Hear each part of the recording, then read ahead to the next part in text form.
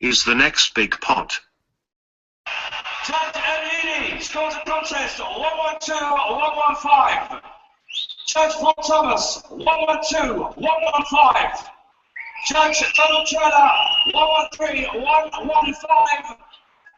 115. Judge Paul Thomas 112-115. Judge Donald Trailer 113-115. 115. Judge Paul Thomas 112-115. Judge Donald Trailer 113.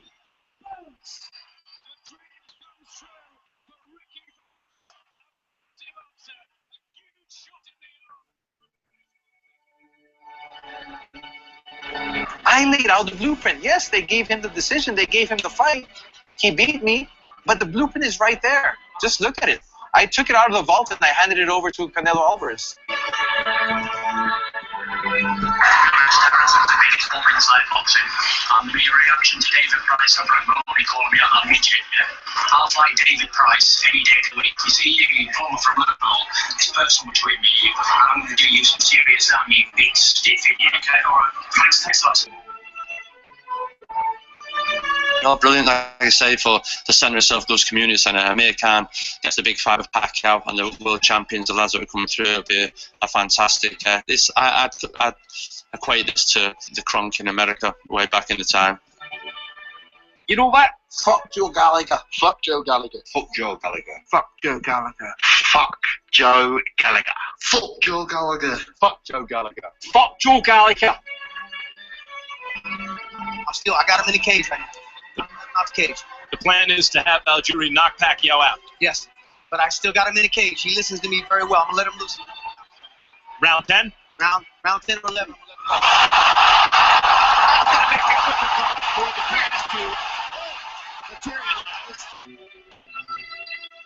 Now I only have one other thing to do, and that's to fight Tom Returns. And I'm planning on breaking every bone in his body. But what works is they're going to go and chase Leo Santa Cruz. I told them, and I told them on Wednesday, you're not going to get Santa Cruz. Like I told them, you're not going to get Martinez.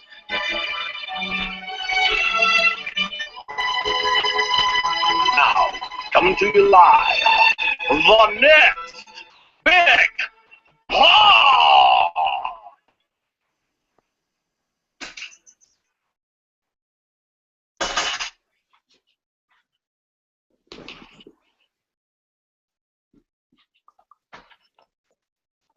Brian, you're muted. And I'm not fucking muted myself. Oh, be quiet. Right, that's started well. Right, on the call we've got Sam, he isn't even here, Shep, Cal, Andy, and Ainsley. Before we basically get into all the fucking politics and everybody just kicks off ranting, we're going to talk about boxing for the weekend. But first and foremost, I'm going to act like a wee bit of a whore. I want your fucking penises to start leaving reviews and liking this. In fact, see if it's even a shit review, I don't really give a fuck. See if it's a shite review, I'll appreciate it more because I think you're all fucking wankers anyway. So leave reviews and like it and fucking retweet shit. Because then we can beat the casual asylum, and we all know they're all a bunch of fannies, right? And we all know that we're in the top 100, and they're not, because they are fucking losers. So do that. Right. So before we all get on to ranting, as we're obviously going to do, seeing that we keep getting reviews saying that we don't talk about any boxing, nobody's hate Hearn, we're going to talk about the hardcore's favourite, Gonzalez and Golovkin, right? We'll start off with Roman Gonzalez because I wasn't impressed with this fight. I know people are fucking really really high on him, and it is really good to watch. But I get bored with this fight. I really did get bored. It just felt as if it was the same round over and over and over. But what I did notice is, see, I've never noticed a guy that can parry shots as easily as he can. And the way he feints, it makes people just move to his rhythm. It was great, but for me, I didn't enjoy the fight at all. It was just repetitive, and I don't know. I'm not a midget lover, as everybody knows, so I'm going to let you all fucking fire in about this, but I didn't like the fight. It was boring as shit. Cal. Yeah, I'm half with you there. He's good to watch, but I just found it were a bit repetitive. It's quite from like the fourth round, you knew who was going to win. Like the guy come out, did good for the first round. Then it was just like the same fucking thing. But he is good to watch. Like technically, like if you're interested in all that shit, but I'd rather see people getting fucking hurt. So it weren't my cup of tea really. He never looked like you were going to stop him really. He had him moving about the ring trying to get away from him, but he never looked really hurt. So I just found it a bit average. But see, I fast forwarded the last 4 rounds. I think I was at because I was at this fight isn't getting stopped, and it's just kind of going the same way. And I know he kind of put a bit of pressure on the last round or so I heard, but I just fast forwarded it to then just so we could go to the Golovkin fight. I don't know whether maybe the weight's kind of killing him, and he's just kind of struggling now, and he maybe needs to go up and weight. But he just didn't look the same fighter against Valoria. Is that his name? Valoria? Aye. But maybe this was a bit of a step up from his first couple of HBO guys, because he did look a bit better. But like he was billed as a big fucking puncher, so I think quite a few of us put like a tenner on him to get the KO just because he looked a bit weight shit at the weight, and he never hurt Gonzalez the whole fight, even though he hit him with some decent shots, and he didn't look bothered at all. He just whenever he did get it, he was just like go on, carry on. So don't get me wrong. I paid more attention to what Gonzalez was like doing. Like for me, he's probably the best defensive boxer in boxing right now. Like he hardly get hit with a punch. As I say, he kept parrying everything. Every time Arroyo was throwing a punch, he was just kind of fucking jabbing it back away. He was barely getting fucking touched. And at one point, I seen him in the middle of the ring, and he was just basically spinning off his heel, where he wasn't moving at all. And Arroyo kept moving around the ring, and fucking all he was doing was just going around a circle on his heel. Wasn't even budging. It's just the way he was like fucking. He was just dominating that fight. But who would you say is that anyone on par? 'Cause I like how Lomachenko just pivots his way out of danger as opposed to actually taking steps back. He just kind of moves the angle a bit, which I quite liked. There isn't one thing that like Gonzalez can't do, so I know I kind of maybe sound like weird as fuck like hating on this fight here, but and like Lomachenko could be the exact same, where he could just be doing the exact same stuff over and over, but I don't know, maybe I was just kind of, I was expecting a bit more for this fight because of the amount of hype that goes with Gonzalez, but Andy, Brian, he was fighting a really good opponent. Like Arroyo's really good. He's probably top 5 in the division. Like you can't, the 2 guys he smashed before. Valoria was like what 35 or something, and Sosa was, I think, even older. So he got 2 showcases, and then he got a really tough fight. And I always think, it's like if we get DeGale against Jack, if DeGale beats him but doesn't blow him away, are we going to say like, I wasn't that good, it was boring because he didn't smash him? No, I think if the opponent's good, no one says DeGale's pound for pound number 1 and fucking he's going to. No, but I'd say DeGale's pretty close to pound for pound top 10, similar level, not as good as Gonzalez. I don't know I reckon if Jack fights DeGale, the odds in that fight will be close between who's going to win it. This one, I take Gonzalez was 1-18. Yeah, no, I take your point, but that's more because Arroyo was only going to win with a lucky punch, miracle punch, right? But he's still really good. Like he's still a really good fighter. In the same way that I'm trying to think of a sort of comparative matchup. I think if you put Kovalev against Stevenson, people would say, okay, Stevenson's chance is really to land a big punch and hurt Kovalev, right? But Stevenson's still really good. He's just not as good as his opponent. Sorry, I can't think of an exact example, but like see the problem is people made out as if this Arroyo was some sort of fucking belter, a left check hook puncher, like you know how like, the stereotypical Puerto Ricans where they all seem to be totally fucking heavy-handed to the left, but he didn't even budge. Like this is probably just because he's that good. You know how like when Floyd fights and he makes people look that shite and he's that good and people get bored, but I just like see when you watch like, Floyd v Guerrero and you're like, this fight's fucking garbage. It's just the exact same shit over and over and again. And I'm probably going to get a lot of fucking hassle for this, and probably rightly so. It was just the same round over and over. But I'm not saying that what Gonzalez was doing in the ring wasn't good. But I don't know. I don't want. I think it was quite clear early on that he figured Arroyo out, didn't he? Like very early on. Oh, it's amazing to watch. There's no disputing that. He can do absolutely everything. I know there's like some people that saying that. I've seen people like maybe like disputing that he's not as good as Golovkin with what he can do. I think he can do. I think his defense is fucking far superior to Golovkin's. And he's fought higher. He's fighting way better opponents. I think that's the important thing. And I'm sure. I don't know if there's. I'm trying to think of an example. There's not really anyone out there now, but I'm trying to think some sort of a few years ago. If you would have had Golovkin in with a guy like Glenn Johnson, say, that would have probably. I know it's not exactly the same weight, but like that would have just been the same round. For 12 rounds. And Golovkin probably would have won all 12 rounds, but we would have been saying, like, that was pretty boring. He didn't get, like, it wasn't a tear-up. He didn't get, like, a devastating knockout. And I think Golovkin would probably end up in the same sort of fight if he was against a guy. Because, if he was against a guy like Arroyo or, a guy who could like, take everything and keep coming forward, because he took a lot of shots, didn't he? And I never thought either guy looked hurt, really. No, he doesn't. Two guys with good chins and two guys who, and I think Arroyo came to win, which is really important. Whereas, we'll talk about it later. But like Wade, I don't think he came to win at all. No, but I've got good things to say about him. But Andy, you there? You Taliban prick. No, Ainsley. Yeah. Did you seen this fight? Didn't you? No, I watched a couple of rounds and I couldn't really be arsed with it. I'm not like Gonzalez is good, but I'm not really arsed about watching him, to be honest. No, not in like a ignorant casual sort of where I weren't too bothered. It's like Shep said, there weren't really much chance of getting beat, so I couldn't really be arsed on this. Right, okay, that was great. You made it sound you made it sound even worse than me. Sam, let's see you've jumped on. Unmute yourself, you big Mongo. Carpi.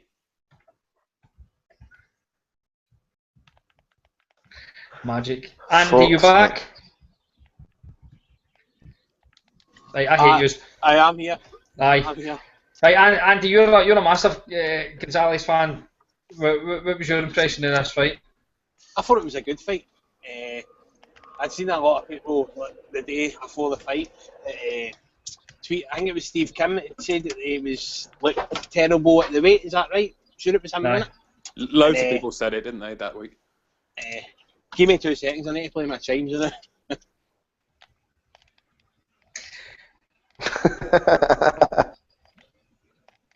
Right, Shep. So, what do you think? Do you think the Estrada fight's going to get made this year, or do you just think this is going to be another thing we're just going to have to wait another year for another fight that we want right now? I think, what did Gonzalez say? He said he'll have one more fight at, one more fight at 112 and then go up to 115? I've seen people tweeting today that said that I'm going up to 115 regardless of Estrada or not. Well, yeah, he said he wanted one more fight at 112 first. I don't think Estrada wants it. I don't think he's interested. I think he knows he'll lose again, and I think he knows he'll lose worse than he did first time. Because I think Gonzalez was a little bit surprised the first time about how good he was. I'm taking Estrada in that fight. No chance. I bet my house Gonzalez would win. You don't want to bet your house, man. You nearly fucking lost it last year. I bet it on Hatton against Pacquiao. Put your mortgage on it, right? Oh well. Estrada doesn't want it. So many excuses. Every time it's a different thing. It's the money. It's the venue. Will it be a headliner on HBO? He got offered I think they offered him $500,000 each, and Estrada said he wanted $1 million for a fucking junior flyweight fight or whatever. Well, I can't remember if it was at Steve Kim's podcast or not that turned around and says that they've heard that Gonzalez was fucking pretty difficult to deal with as well. That's maybe one of the reasons why he took so long to be on HBO, because he is really fucking difficult when it comes to negotiating with him. Apparently, he's a bit of a prima donna, I've heard. Yeah. See, that's interesting you say that, because I seen, I'm sure it was at Dan Raphael, somebody anyway, earlier on. He's a great card, by the way. 12-0. He tweeted that fucking Gonzalez had got $300,000 and Dominic Wade got $500,000. I don't know. Wade got $500,000. Aye, no, That's good money. That's some fucking right good money. That. Aye. 300,000 sounds about right for Gonzalez, but $500,000 for Wade. Really? Aye, that is sweet. I don't know if it was fucking Raphael. It was one of the American judges. No, it was. It was that? $500,000, but that just is laughable because if you got $500,000 for that, that's a bigger purse than Kell Brooks ever had. Well, that's a bigger purse than any other Golovkin opponent, I think, apart from Lemieux, right? No, I think Gil got near enough 700,000. I remember Macklin got about 300. I remember. Because look, Gil got near enough the same amount as what Golovkin was getting because they basically had to pay over the fucking odds to get somebody. And I'm pretty sure I remember seeing that Golovkin only get paid like maybe about 150 grand more than Gil just to get him in the fucking ring. It was a replacement for Andy Lee. Martin Murray got more. Martin Murray got £1 million for fighting two bums, and then Golovkin. So he pretty much got £800,000 to fight Golovkin because the first two fights were jokes. Right. I can remember Cal breaking down, having an argument with a guy about a year ago, where I was saying Quillin was ducking Golovkin, and this guy was saying, well, no, the Golovkin fight wouldn't give Quillin enough money. Like the payday's not good enough. Yeah. And then I tallied up all the opponents since he'd been on HBO. So what? Rosado, Gil, Stevens, what's his face, Macklin, and then who's what's his face, the Mexican guy, Rubio. Yeah, Rubio, and they averaged something like $500,000, and Quillin's average purse on Showtime was like 350, 400,000, and it was just ridiculous. Didn't he completely exposed the duck. Didn't he want $6 million to fight Golovkin? He asked for something. Yeah, he asked for something absolutely mad. Say they wanted. I know we'll go on to Golovkin shortly. I just kind of want to start with like Gonzalez. See if the Estrada fight doesn't happen. Look, you're going to need to educate me here. Who else is there in that division other than Estrada that you can fight then? Ruin the Wrong, innit? Yeah, Ruin Wrong. If he'd come, well, I guess he'd come on HBO, wouldn't he? He'd come to the States. Would HBO happen again after? No, but exactly. Would he get into America? Is he not a fucking rapist or a paedophile or something? He's been in prison. Yeah, he's no chance of getting in. Is he a paedophile? Or is he a rapist, or is he both? Is he like me? He's an active. It was like red shit, I think. Did they not pump somebody in the jail or something? He used to get abused as a kid, apparently. Your eyes just lit up when you said, did he pump someone in the jail? And he was on crack and heroin, and then went to prison, and then come out and fucking schooled that little Chinaman. That's fucking awesome, man. See if you're going to do something badly, you fucking do it 100%, and he has done a lot. He's been molested as a boy. He was a drug addict. He pumped somebody. He get put in jail. That is the full chicken dinner. What? Brian, just going back to Arroyo for a second. If you watch the Arroyo Ruin Wrong fight, which was obviously a very close split decision, the shot Arroyo knocked him down with was a pure like one punch out of the blue shot, and I remember seeing that and thinking, okay, that's the sort of punch where he was like off balance. He sort of threw this half-assed left hook, and it knocked him halfway across the ring, and that was a kind of we'll get onto it later, but that was kind of a Randall Bailey shot, where the guy's got power. So I thought Gonzalez showed a really good chin, and the only time I've really seen him hurt was to the body, and I think that must be to do with the weight, to be honest. I was hurt against Viloria. Yeah, but it must be because he's draining himself. It's the only explanation, because he's he looks like he's got a great chin otherwise, and obviously his defense is really good. Well, he came in at 126, so he came in as like a featherweight.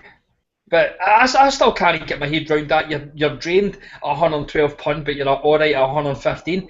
I literally see once I lose all the weight, I will literally have lost a Gonzalez. That is how much weight I'll have lost, and it's a full human. Yeah, but it's the proportion of your weight. You're not losing like just water weight, are you? But he's not. He must be about everything. He must be about 258. He's Nico Agra. He's got hardly anything anyway. He must have been fucking starving most of his life. He's something like 5'1", I think, something like that. Imagine the size of his bang, and it must be fucking tiny. But he doesn't even touch the sides. I think with these little guys, that is not their small cock problem, but the fact that they're not proper sized men has always put me off a bit, because it's like, even when they get knockouts, it's not really knockouts. It's more they just fucking hit him so much that the referee jumps in or they just quit. Yeah. You like, for me, I think you've got to be at least 10 stone to fucking. You don't want to support somebody that you think you could beat in a square go into. That's basically it. You honestly think that you could do that. I used to sit and think like you see when I was getting like quink abuse, I was like, I'd be able to batter his content. But then when I seen him at Belfast, and I'm thinking, I was like, he's a professional boxer. He would only need to he'd count me with one punch. What am I on about here? Like, he would leather me. He's probably taller than you as well, isn't he? He's about 5'6", 5'7", Quick. He's quite a tall guy. Don Year's about the height of me. It's a bit like Ricky Hatton, isn't it? You look at Ricky Hatton and you think, oh, he's quite small. But then if you actually saw him in a pub, he'd beat the shit out of you. Like, he wouldn't beat Aries now. He can't even beat his dad. I know. I've seen Ricky after his dad had iced him, and I wish I'd chinned him as well. I met him in Tenerife. Tom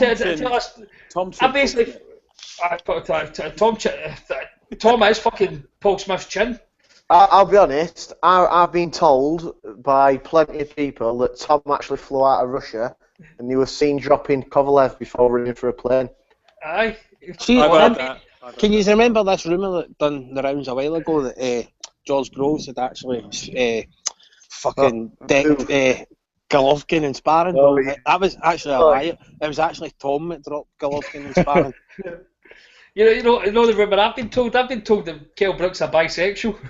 Yeah, I've just got a bit of I've got some breaking news. I think I've just got. Do you know? I've got breaking news. I forgot to fucking start off the show with it. Do you know that Hearn said that it's the final eliminator between Groves and Murray? Yeah, is it not? Is it eliminator? Mendoza's tweeted and says the WBA have not granted any eliminator. That's total LOL. Hearn said the final eliminator. Well, I don't know if he said final. I might have just made that up.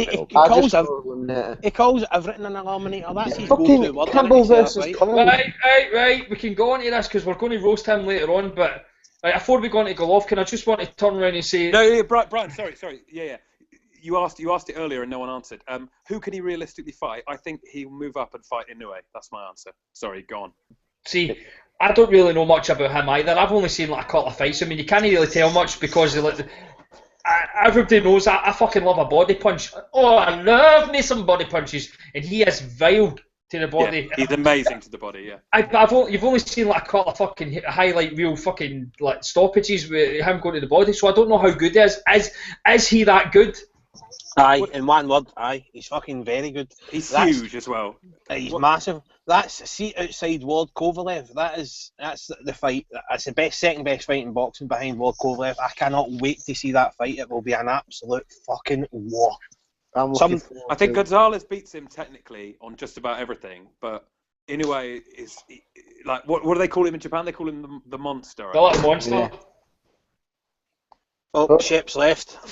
The monster party. Right, before we go on to Golovkin, I just want to fucking officially announce on the next big pod that we can reveal that the leader of the fucking cult, Matt Bowes, has officially left the cult. He is no longer an Eddie Hearn lover. He has officially walked to the divide. I told you people, when I started this quest, this campaign, to get everyone to hate boxing, right? Just to fucking hate boxing. We're all Conor McGregor. Even if he doesn't even do UFC anymore, we're all Conor McGregor. Let's fucking troll the world. Matt Bowes has finally joined us. He has left Hearn. He will never be back. He will never let Hearn come in his mouth again. Matt Bowes, welcome to the resistance, my friend. Welcome to the dark side. Wish we had the Darth Vader tuning right now. See, you should be on that. Right. Golovkin. Basically the thing I can say about this is he didn't fucking play with him or nothing. He didn't carry him for 5, 6, 7 rounds that some people thought. I thought it'd finish early. And what I'm going to say is I'm going to give Wade credit here because I thought he'd done well in the first round. He was moving well. He was throwing the jab. Maybe he wasn't connecting much with it, but he was moving well. And it's just, Matt my opinion of Golovkin is I don't necessarily think he's got this fucking devastating power. I'll rephrase that. I don't necessarily think these Eastern Europeans have got devastating power. What I think it is they're basically constantly in position to throw a punch, and because they're constantly in position, they've always got the full weight of their body go through the punch, right? Well, like Golovkin, like it looks like punches just like glance off him. Yeah, he punched him in the top of the head and he went down and he was fucked. But I tell you, I'll give him credit because he got up and the referee fucking gave him an out, man. He was look, you want to go on? Aye, talk to me, aye, and he did. And he got to the end of the round. Second round, he got hit with the same punch again, went down. The referee asked him, fair enough, man, it was like a fucking 9.5 count. Then he basically gave him another 10 seconds, asked him if he wanted to carry on. Did he fucking do a heel and quit? Did he fuck? He carried on until he got punched again. I think he could have maybe got up for the third time, but he was gone, man. So I give Wade credit. I know he got a lot of shite in the hands. He might not be a bum. We don't know enough about him. We've probably gone to the PBC, man. He could probably fucking win a belt. Go on, Tottenham. Go on, yid army. But I think Reese is really good at that. He always, the referee, he always says like, "Do you want to continue?" And he makes them answer like really clearly, you know. And if they say they want to quit, the whole arena's going to hear it because he's literally like in their face saying, "Tell me yes, you want to continue." Aye. And it's none of this sort of British shite where they just sort of dust off their gloves and let them carry on and there's no questions asked, which is a bit. Well, I mean, with the home fighter, obviously, with the away fighter, they wave it off against the ropes, you know, before the guy's even in trouble. But yeah, no, to be honest, I found it quite boring, the Golovkin fight, and it was only 5 minutes long, and I was bored by the end of the first round, to be honest. Just thought it was just a horrible mismatch. Yeah, well, mismatches are shit at any level, isn't it? It doesn't matter who's in them. Yeah, see the reason I give Golovkin a pass is, look, this guy can't do any more than what he's trying to do to get people in the ring. It's not as if like. It's not as if it's like a Wilder or a Joshua and all that, where you've basically got the backing a large fucking financial backers, where you can afford to fucking get who the fuck you please, but you choose not to. You choose to fucking fight bums, right? Danny Garcia, you could fight MD in the 447 division. You chose to fight Paulie, who punches fucking worse than my ma, who's a cripple, right?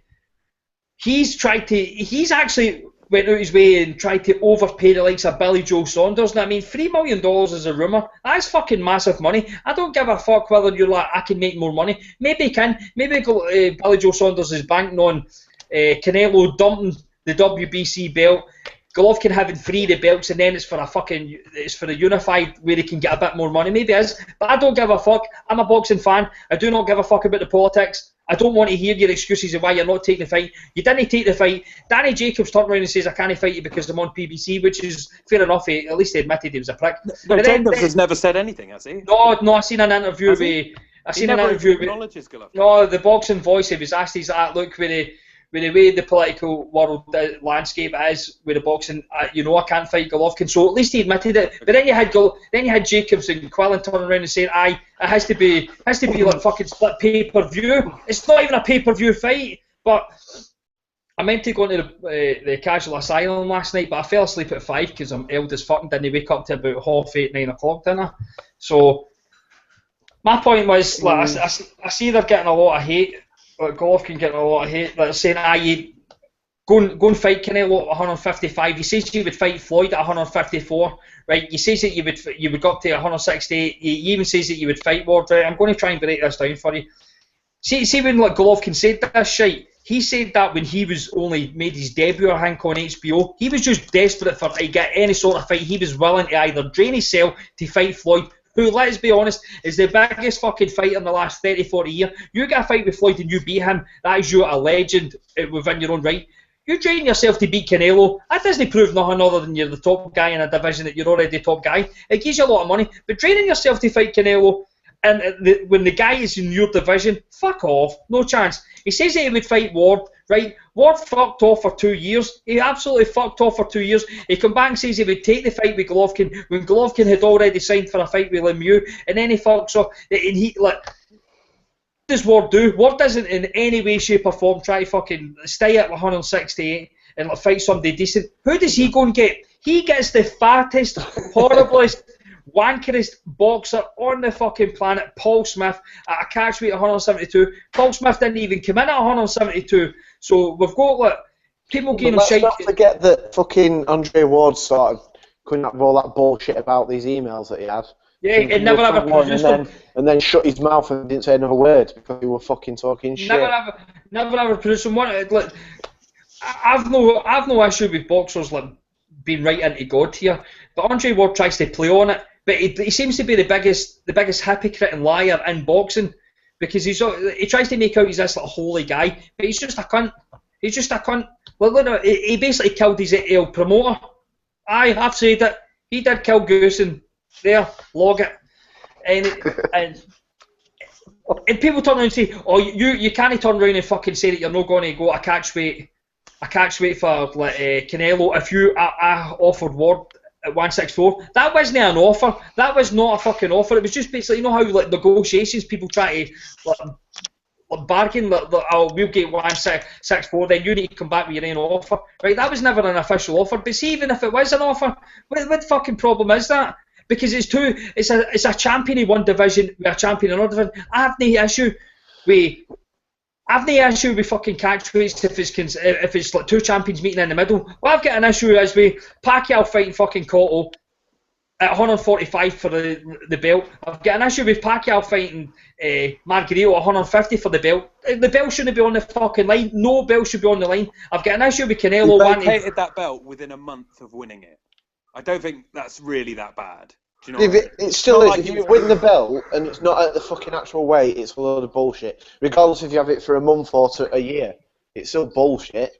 Well, it's bullshit, but it doesn't stop anyone else from winning. No. It doesn't stop a real light heavyweight from winning it. Do you know what I mean? Because it's not like Pacquiao held on to it for a year and like Cotto held on to that belt for 18 months, refusing to fight a real middleweight, which was disgraceful in my opinion. Yeah, but Canelo's getting a bit of right. Canelo's getting less shit than Cotto. He's getting way more, I'd say. No. Oh, I don't think. If you look, and fucking all these Mongy Brits will just let it slide because he's a Brit. He's fucking fighting a welterweight, man. He's fighting a fucking welterweight. See, when that fight was announced, Steve Kim says that he thought that there'd be a major backlash to the fight being announced, and he said it was basically like 50-50. He was surprised at how little there was like resistance with regards to that fight. Like people like kind of were all right with like Canelo fighting Can, saying, it's not the worst fight. I was like, excuse me? I was like, excuse me? I was like, to see if we've seen all the pictures, like Can looks fat as fuck. I don't know whether he's like bulked up to maybe cut weight the last 2 weeks or something like that, but he looks fat. Oh, he is fat. Okay, yeah, but knowing that he wasn't going to fight Golovkin first, like in May, because he said he wasn't going to, who would you have rather seen than Khan? Lemieux. Really? Coming off a loss? You think Lemieux would have taken that fight? They chucked him in some bum fight and got him off of. Well, they tried to do that, and then he missed weight. He'll fight Lemieux in September or whatever, but he couldn't have done Lemieux in May because he wouldn't have had time to prepare. The problem is with this, and it's not on Khan's side, right? Khan has fought how many 2-3 fights at welterweight, and he's not fought anyone who's fucking any good. You can make fucking Colossals at like a proper fucking welterweight. Alexander's not a proper welterweight. Yeah, Algiers. Yeah, he is. He's a fucking blown up Alexander's been at 140 welterweight for about 5 years. Yeah, but it's still fucking. Have you seen the size of him? He could still make 140. Yeah, but then where does it start then, Ainsley? If you've been at 140 and then you move up to welterweight, are you then not a welterweight? Not if you're the fucking size of Devin Alexander, you're not. No. To me, Khan didn't drag anyone up to 147, did he? Like they were established. No. But what I'm saying is, how can you like say, oh, that's a good fight based on he's basically been fighting guys who are 140 or thereabouts. Not been fighting big guys then to go and fight for like a 160 lineal belt and not to call bullshit on that. It's a bit.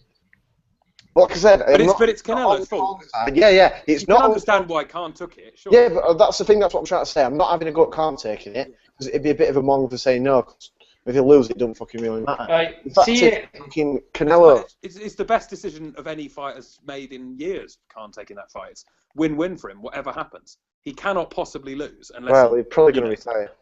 No, yeah, he could probably retire off the money. He probably will do, won't he? Whatever happens, Khan wins. That's the only thing. And Canelo will probably lose whatever happens because people will say either he struggled with Khan or it was a stupid mismatch and he's a pathetic champion. Canelo is going to lose whatever happens and Khan's going to win. Yeah, the only people who are going to lose out of this is Canelo and people who have said Khan will beat Canelo better than Floyd Mayweather beat him. Yeah, those people are bad. See the people that turn around and say that there's no challenges for Golovkin at 160. He should move up to 160. The problem with that is there's basically barely any day that he can fight 160 either. The people that are 160 are using the excuse that he can't fight him because he's with Al Heyman. Are they most of these people at 160 is with Al Heyman? And I know they're saying like Ramirez, there's talk of him fighting. Bob Arum's not going to win a fucking belt. Arum offered the fight. No chance is he going to let one of his Mexican cash cows that he could build fight Golovkin as soon as he wins a belt. We're not that stupid to believe that Arum would do that. I think there's a lot of people at 168 who would fancy their chances because of the size. Because Golovkin isn't a very big guy. We'll see if he. I'm not saying they'd win. I'm just saying they would fancy their chances, and I think that makes it interesting. On you go, Andy. If he does go up to 160, obviously Ramirez. The talk is the Ramirez fight, but if he did go up to 160, I class James DeGale as the best super middleweight in the world. So I would like to see him fight DeGale. That would be. I think DeGale would fancy that fight as well. I'm not saying he'd win. I just think because he's so much bigger than Golovkin. You know, DeGale's talked about moving up to 175. Golovkin's like an average size 160. You know? Exactly. So he's going to be outsized, and he's. What height is James DeGale? He's about 6 foot, isn't he? He's quite built as well. So he's about the same height as Froch, isn't he? Like 6'2", something like that. I didn't think he was that big. Are you sure? Well, Froch is 6'2", isn't he? And DeGale's apparently 6 foot, bang on. But he's about 6 foot. So and he's quite wide-shouldered as well. So he'd be a lot bigger. But if he is going to go up to 168, I wouldn't like to see him go and fight Ramirez because he'll not get any fucking credit at all. He'll probably get fucking shat on for it because obviously Ramirez is just kind of came from nowhere. Obviously beat Abraham there, but before that, you wouldn't see he was well known or he had a decent following or whatever. So he'd win a belt though, wouldn't he? Which is quite a good thing, I suppose. But if he is going to go up there to test himself, I would like to see the DeGale fight. Obviously you've got Jack in the division, Ramirez. This is why, honestly, Andy, sorry, I thought my phone went there. The worst thing that ever happened to Golovkin was the Chavez fight falling through, because that would have been absolutely perfect for him. Do you remember they were talking about that 2 years ago? Yeah. And apparently they'd agreed terms, and then for whatever reason, I think Chavez was having a dispute with... He would have been having a fucking dispute with his fucking dealer, that cunt.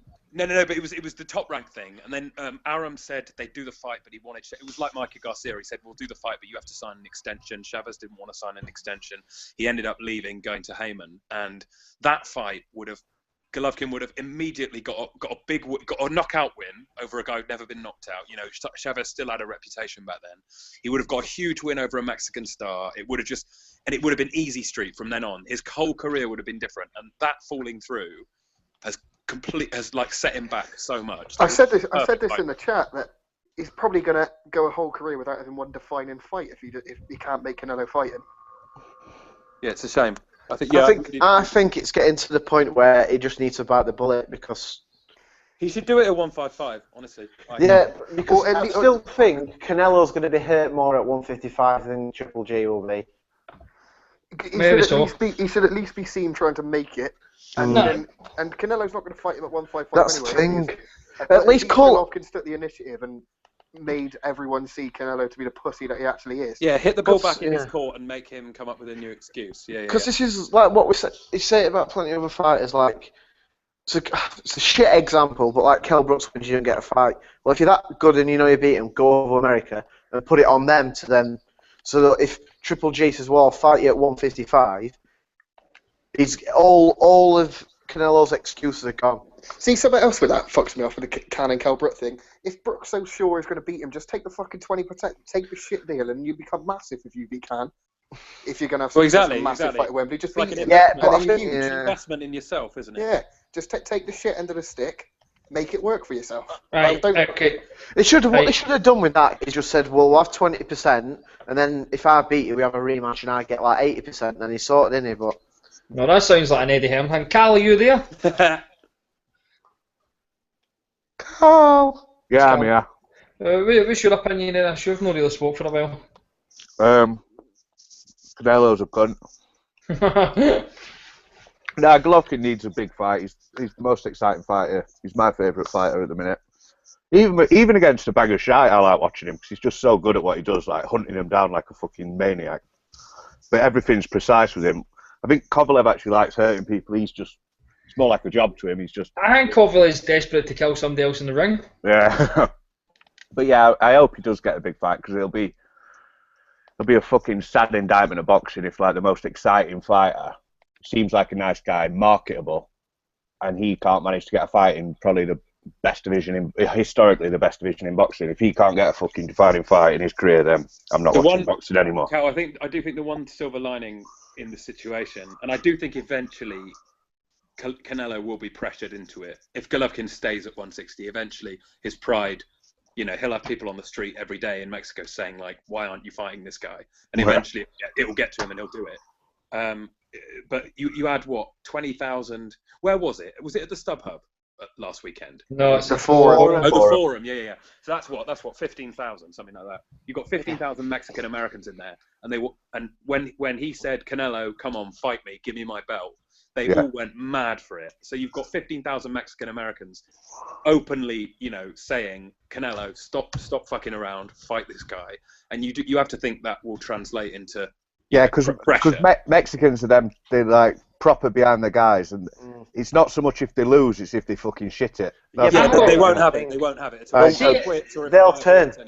Like when he lost to Mayweather, he didn't lose any fans really. Like the Mexicans still, because they said, well, he fought the best guy in the world, he weren't good enough, he was too young. But obviously, you can make excuses because of how young he was. You can just say, oh, he could have beaten him in 5 years. Like you can say what you want, really. Yeah, and Barrera for the last 5 years of his career was getting smashed around by all sorts of people, but the Mexicans didn't care because he was still fighting top guys. Yeah. They just want you to be a man, basically. And I'm saying it right now. See if this fight doesn't happen this year, and Golovkin does not make them drop that belt, I'm fucking done. I said that in the chat earlier on. I'm absolutely done. Well, Loeffler said today that they're not taking any more step aside money, so they're having the belt. They never took step aside money in the first place, so that's why they took it on Cotto. Yeah, they did for Cotto. Right. They had to. Yeah, but didn't Cotto dropping the belt mean that he didn't get it though? Didn't it? No, that's why there was a dispute over the money because like basically De La Hoya wants more money for Canelo because it was no longer for a world title. He wasn't defending the belt. Canelo didn't win it. He was given it, so it shouldn't have been. Cotto shouldn't be getting bigger splits. So there's still I don't think anybody's been paid for that fight yet because there's a dispute over it. The annoying thing for Golovkin is obviously they tried the pay-per-view thing, and I thought that was a good card. I wouldn't pay $60 for it, but it was a great card, amazing undercard. It was a good card, really and good. I really enjoyed it. Like, I know a few people shat on Golovkin because they said they should have took Lemieux out early, but I thought. What are you talking about? You talking about that fucking casual asylum again? Nah, I wouldn't talk about them like that. Eamon O'Kane got robbed on that card as well. Was that against Johnson? Yeah. That's right. Didn't someone have that draw? Somebody had it with fucking O'Kane winning, and I remember seeing it on my timeline. Wasn't that Lady O, I think? Christine. But yeah, that backfired a bit with the numbers, and I wish a few more people got behind that in America because I think the fight would be a lot closer to getting signed. Two non-Americans on pay-per-view is always going to be a big hard sell, though. Especially you can kind of, if there's a Mexican on there, you can kind of. I know, but it's a Mexican. They're like 50 of them will get into one house and buy it. They can't be bringing that much money in. Yeah, I but they do buy it though, mate. Honestly, that's why Floyd always goes for the fucking ethnicity, isn't he? It was a French Canadian fighting a Kazakh who didn't speak that good English in New York. Do you know what I mean? It was quite a hard sell. See, like Canelo dumps the belt, Golovkin gets it. Canelo for me can fuck off and like fucking die, the wee ginger bastard for all I care. Right? Who's acceptable for like Golovkin then to fight? Brian, I saw an article today which had 5 possible opponents for him. Do you want me to give you the list and we can all see what we think is feasible? Well, number 1, which I think is not feasible. Well, I don't know, maybe. But number 1 was Billy Joe. And the reasoning was that because Canelo is tied up or he won't take the fight next, and because there are a lack of other options, HBO will be so desperate they will offer Billy Joe money that's too good to turn down, basically. See the only thing with Billy Joe Saunders, I'm pretty sure his trainer has got a criminal record, so how would he need... Golovkin said he'd come here. Yeah, I reckon he'd come here. I'd go and see it. I reckon that would sell a stadium. Well, that was the Not a plan with stadium. Golovkin, wasn't it? That'd sell the O2 out. They was doing two US fights and then one in Europe, weren't they? Yeah. They was doing one in Monte Carlo and then. If that's anywhere in southern England, I'll go to it. Not like the north. It's at Bramall Lane, mate. When it is coming? If it's at Anfield, I'll go to it. No, it's Bramall Lane. Right, what else you got for us then? But that was number one. Number two was Turiano Johnson, which I think is what Terrible. they wanted for April. Yeah, Aisley got injured though, didn't he? Yeah, and Johnson was on the undercard of the Lemieux fight, wasn't he? I think they would say no. So that could be another, but that would be another HBO sort of 5 or 6 round job, won't it? Like, I mean, Johnson doesn't punch hard enough; he won't win. Number 3 was Eubank Jr. And it was using actually the logic behind it was quite good. It was kind of using the Hearn logic of Eubank. No lose. Eubank could take it, and then he's got the chance to win. But if he loses, he can say, "Well, I took a fight that Billy Joe was scared to take," and he can still build the Saunders rematch. Do you know what I mean? So actually, in a weird way, it kind of made sense. I still don't know if they take it because I think he out of the 3 so far, he'd give him the best fight. Yeah, that'd be a great fight, I think. Yeah, 5 or 6 rounds. He's got a little bit of power, like more than Billy Joe, thankfully. Billy Joe, he just walked through Billy Joe. Like Billy Joe's good on his feet, but as soon as Billy Joe slowed down, he'd just get knocked out immediately, wouldn't he? Yeah, he's getting out in 6. I think Eubank Jr. will probably have a good chin as well. He's showed it. Spike O'Sullivan hit him. Yeah, he does. I think he does have a good. Yeah, not quite as good. Every time I've seen Eubank caught properly, his knees have stiffened a bit. I don't think his chin's that great. It's nothing compared to his old man's anyway. Yeah, but that is not going going to be. Spike hurt him. Blackwell hurt him when he caught him as well. His chin's not that great. Did Blackwell hurt him? I don't remember that. Yeah, when he's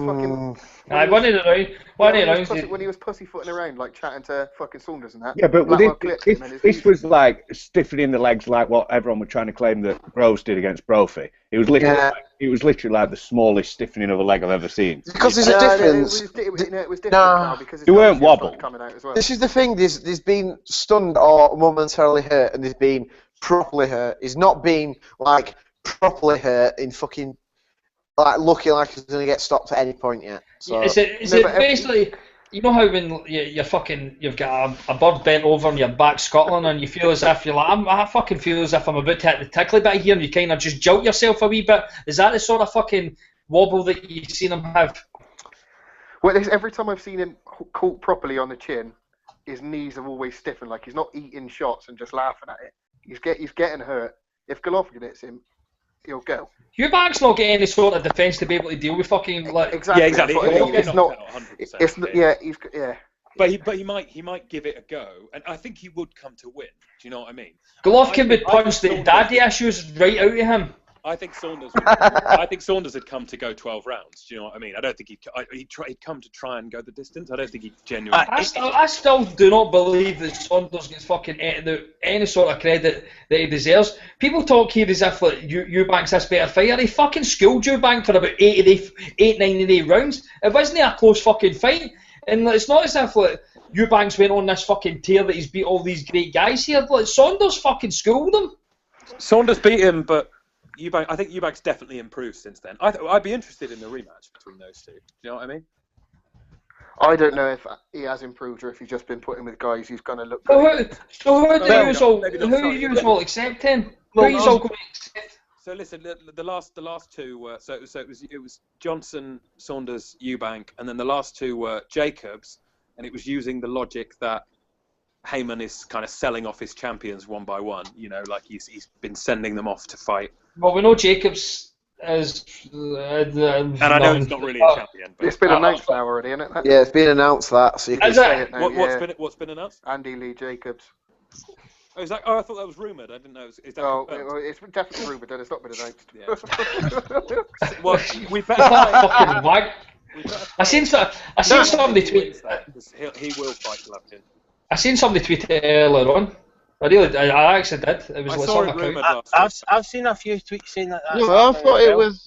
Yeah, I definitely think it's been announced now. I thought it was just rumoured, but not confirmed. So that takes him out. I tell you, by the way, I wasn't high on Jacobs until I seen him Quillen, and Quillen can take a punch. Right? And Quillen's a solid fucking. He was a solid world champion. But he was a shite bag. He didn't want to fight Golovkin, right? And he ducked like Korobov, but he fucking iced him like. that was a fucking beating he put down on. And then after that, I was like, you know what? Jacobs would probably be the most competitive fight there because he is quite athletic. He can move. He's got power. He can jab. But he's shit defensively. Oh, we know that. But Jacobs to get smashed in 3 rounds. I personally he got down by Sergio Mora. True. Really badly hurt. I just believe that, see, unless you've got a good chin and you've got a really good inside game, you're not going to beat Golovkin. I don't think you can fight him at a distance. You need to fight him you need to go toe to toe with him. If you let him get range, you'll get beat. Simple as that. I honestly think I've been saying for a couple of years now, the only person who has a chance against him is a guy who's got one punch power, who might be able to land a shot. That's the only way you're going to do it. I honestly think that, I've always said Ward beats him. Prime Andy Lee was the only one who had a chance because he might have been able to land that left hook. Maybe. I don't think he could now. I think he's sort of past his best. But I think he was the only one who had a chance. Guys like Gill, guys like Saunders, guys like Macklin, who didn't have that one punch power. There is no chance. There's no chance you're ever going to do it because he's better than you in every way. Do you know what I mean? He's got a better chin. He's got more power. He's got better defense. He's got a better variety of shots. He's got better stamina. He's in better condition. There's just no way you're going to beat him. There really isn't a blueprint for it. And Canelo has no chance. There is just no. I don't think there's any way he can win that fight. He doesn't have the power to knock him out, and he doesn't have the skills in any other department to beat him in any other way. That's why I don't get the whole if he beats Canelo, then his resume is going to look really, really good. I don't even think it's close. It's the name, though, isn't it? No, but it gives him the belt. It's the name and the belt, but I don't see it's better than anything he's had so far. Don't get me wrong, but I think Golovkin's legacy will come down to whether he can unify all the belts. But I don't think Canelo's very good. So that's probably me just being down on him more than him being shy. I think he's lost 3 times already in his career. So Canelo's a bit of a myth, but he's got that belt on it. And it's the lineal title as well. It's important for Golovkin that. Yeah. The oldest lineage in the sport. It's just being pissed on. Well, right. So finally, who is an acceptable opponent for him if Ginger Balls doesn't fight him? I think they should break the bank and get Saunders. Honestly, if I was HBO, I'd offer him $2 million or something. And just He's turned that down, hasn't he? They're gonna have to go 3, maybe 4. No, I think he turned down $2 million, didn't he, or something? I thought it was $3 million, which is £2 million. Yeah, that seems like a hell of a lot. I don't know. That seems like a lot to turn down. But he's lost the Bursak fight now, so I don't know. It's when you middleweight's a fucking absolute shit fest, isn't it? It's who is it? Is that Santino Jr. who's not that great? Tony Harrison's not that great. Kit Roth, he needs some more fights. That's way too early for him. And then Japanese Olympian, isn't there? That Ryo Murata's all right, but he's not great. He get fucking hyped to some sort. Yeah, he's all right. He's still he's got no business being in the ring with Golovkin. No. I don't think he's even had 10 fights yet, Andy. No, he's 9-0 or some shit. There's not even any people that. Is there anyone that great coming through? No, but that's what I'm saying. Those it's the guys who are allegedly coming through are not that good, and they're not ever going to get that good. Well, yeah. Let's be fair anyway. Golovkin's 34. He ain't got time for prospects to be. I think 2-3 more years to get. He's got loads of time. I don't think he's an old 34. Yeah, he ain't got miles on the clock, has he? I'm not saying that he's going to retire at 38 or whatever, but you want to be doing it now as opposed to. You want to be getting these landmark wins in before you're the wrong side of 35 or the wrong side of 30 even. But Andy Lee will take the fight. Just say it's not that good a fight. Andy Lee's looked shit with fucking move. So what? Yeah, but it's another. It's a bit of a name, but he's just going to. Belt, is it? It's going to chin him in a couple of rounds, isn't he? It's a shame Froch went such a faggot because that could have been a good win for Triple G if he moved up to 168. And it would have been a really good win for Froch as well. It would have been a really good win for Froch. But someone like Highland. It's really hard, isn't it, when you start I've got a prediction for who it's going to be next. It's going to be that Blanco who won the interim WBA title. Do you remember the one who fought Kamitsky in? Do you remember when they stripped Eubank? Oh, yeah. And they gave it to that other guy before Eubank had even been stripped. So they had 2 interim champions at the same time. Alfonso Blanco. He's only like 12 now. He's 12 now. He's some Venezuelan guy, but I reckon they might just get him up and say, look, he's a champion. So. Is he not training with Garcia? Possibly, I don't know. I've never seen him fight. I didn't see the Kamitsky fight. Hey, hold on, just before he's going, just quickly, I'm going to give you an exclusive. That, he's actually in talks to fight Irish heavyweight sensation Patrick McCourt. That's a wee exclusive, but don't tell anybody. Paddy McCourt. The McCourt clan. The Puma. Right, so we've picked absolutely fucking no cut, right? We've got somebody on the call. No, I reckon we just go for fucking. I reckon it's Highland, innit? Right, see, listen, at the end of the day, see, unless it's another fucking champion or it's the winner of the Andy Lee Jacobs, because that'll not be for a world title. I'm not fucking happy with it. Suck my balls, that's all about it. Unless it's like, no, that's it. John, you there? Alright, lads, how's it going? Alright, how you doing? Not too bad. Nothing much. You were wanting to phone up and rant about something? Yeah, a good few things, to be honest. No, just one thing I was thinking there today. If Crawler loses to Barroso, which I don't think is a definite, is Scott Quigg's career over? Yeah. It's over anyway, innit? But that confirms it, because then he moved out of Manchester if Crawler gets beat. No, Quick should fight Rigo. It's not going to happen anyway. He should do, but... John, mate, sorry, I don't follow the logic. What do you mean? What's the link with Crawler and Quigg beyond Gallagher? Well, he needs to be on his undercards, doesn't he? To shift any tickets. Okay, yeah. And I'm not even... He'll be on Callum Smith undercards, won't he? It's not even a piss take, though, that. Because where is he going to put Quigg? Where is he going to put him? No, I'm not even trolling. Like, it's a genuine question because, like, what Hearn said the other day about, it's the first time he's ever kind of explicitly said about Crawler's undercard that if there's a decent main event and just a regular Sky, it's not going to be. I mean, the undercard is non-existent. So Quigg either lands on a Joshua undercard against. He's either going to be, I don't know, the next Jamie McDonald who just fights nobodies on pay-per-view cards. I don't like. There's nobody in the super bantamweight division that's kind of a name except for Rigo, and they're obviously not going to fight him. And his purses are too high now to put him, exactly on a sort of a nothing Sky show, right? Yeah, exactly. I think he's fucked himself, to be honest, Quigg, by being so demanding, and then losing so badly. Yeah, he got I think him and Stephen Smith and possibly Crawler are going to be Joe Gallagher's. They're going to expose him big time. To be honest, I think this is the year where Joe Gallagher gets exposed big time, and just his fighter stylistically. I just can't understand how people who watch boxing can actually back these guys to win against good boxers. I just don't understand it. Well, no one really knows how good Barroso is, to be fair, do they? Just no, I know. Mitchell. No, that's fair. I'm not necessarily talking about Barroso, but I mean, I don't know. It's disheartening to see Stephen Smith get lauded all this credit for fighting Pedraza. Another fucking L for the Smith brothers, fucking losers. John, mate, do you reckon in years to come, you know how now we look back at sort of prospect of the year picks where Dan Rayfield was saying Victor Ortiz could be the best fighter of his generation, stuff like that, and we laugh at it.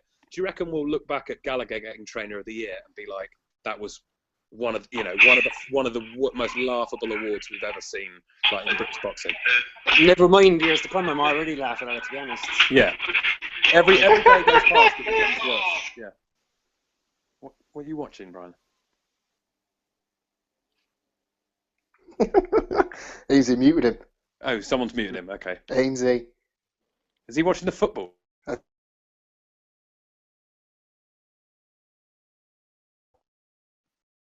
Why has everybody just left? You muted me, motherfucker. Everyone just left. Fuck knows what happened there. No, it booted us all off again, did it? It doesn't. Oh, you on your phone? Yeah. What was we on about? Joe Gallagher being... Yeah, but we said at the time that was fucking horrendous. We're just going over old ground again. We do this every week. Joe Gallagher's a shit house. Let's not talk about it. Whoa, one at a time. I can't fucking hear one end to talk. Calm down. Sam, go. Joe Gallagher's a shithouse. We all know this. We all know he can't train a fighter. We all know the only plan is to go out, hook to the body. If that doesn't work, try and outlast him, and if that doesn't work, we just take the loss and move on and say we was robbed. That's the Gallagher MO, innit? You fight the weakest champion you can find. If you lose, pray you was robbed on a scorecard, you're not going to do it again, and then lose more convincingly than you did the first time round. He's a shithouse. We do this every week. We say, oh, Gallagher should be trainer of the year. What's the fucking point? Everyone knows. I'll ask you a question then. See if Joe Gallagher died tomorrow, would you go to his funeral and eat some steak pie? I wouldn't eat steak pie. I wouldn't even go. What if it was all the steak pie and chicken, and what would you take? Would you have a Quigley's at his funeral? No, because I think the decent thing, the only thing Scott Quigg could do is get some free fish and chips down for the Brandle Zone. So I might go for that. I'd be down there, I'd take my own fucking cutlery and everything, and I'd just be sitting there with a big steak pie in my hand, and I'd be like, oh, that's it. We'd take just fucking puddles of fucking pastry and gravy, and a black Joe Gallagher shagged the badger. Apparently, when Joe Gallagher dies, all the 24-hour Tesco's are going to shut at midnight. Yeah, have a minute's silence in all the Tesco's across the country. Yeah. How did we go on this? Oh, that was a good point actually. I thought because Quigg needs fucking Crawler. We'll obviously we'll talk about Crawler next week, but I'm not convinced with that fight. I really don't know how good Barroso is, but just because Mitchell shot himself doesn't fucking mean he's great. I know it's different. Yeah, but he can punch, and Crawler can get hit. So I do think it reminds me a lot like Prescott. The way he kind of just goes straight punches. Yeah. I said this. I know it's different to that. Like when Prescott evaporated can, and then Mitchell boxed him a few fights later and just schooled him over 12 rounds. It could be something similar to that. But Prescott, Prescott was beating Alvarado for the first 10 rounds of that fight. Prescott was a good little fighter, a bit one-dimensional, but yeah, but that's what I mean. Barroso's totally, unknown quantity, isn't he? Really. Right, we're going to move on. But I've noticed I'm the only person that's liked this fucking podcast. Listen, you fucking homos in the chat. It doesn't take 2 seconds to go over there and click a fucking thumbs up, you wee pricks. I'm watching you fucking do it. Golovkin Finest, do it. Your part's fucking shite. So maybe we'll stop slagging you if you actually do something for us, you prick. He's alright, yes. Boxing Finest, he's alright. Cut him some slack. Oh no, Boxing Finest isn't that wee bollock for Checkhook Boxing into that's who is that? Who's that wanker? Dab. No. Oh, who's the guy that's got a fucking? It looks like a Jewish boxer on his fucking. Oh, who is that? Ellie Sackbag. Boxing analyst. 340. Boxing analyst. He has a helmet. If any cunt knows him, punch him in the throat. Right, we're going to go on. Ainsley's got a list of fucking hatred here, right? But we're going to go to the big fight that was announced today. Femi. What? Oh yeah, I forgot about that. You know Femi? Femi, you're accepted that much over in the fucking United Kingdom, you have to actually change your name to Anthony Joshua because you don't think the white man would fucking like your name. That's how bad it is out here. But you think this is fucking like America where people will fucking hate on you. We love all colours and creeds. We're no like press pass Paul. We like any cunt. Get your name back to fucking Femi Awama. What is it, Femi Alushu? No, Oluwafemi. Oluwafemi. Is his family name Joshua though? Is that his real family name? Yeah. Yeah. How can his family be real name Joshua in Nigeria? You're saying it wrong. It's Joshua. They've all got biblical names out there. Joshua. It's Joshua, not Joshua. For fuck's sake. I'm going to just there was one casual earlier on. I retweeted him earlier. Anthony Oluwafemi Olasini Joshua. Right. I'm telling you, that's his real name. Anyway, one of them turned around and says, fair play to Eddie Hearn for taking the hardest fucking opponent out of the 3 that we were lined up. Now, we've all seen Brazil fight. We've seen the Fred Cassie fight. I think he fucking got a robbery in that. We've seen the Mansour fight, and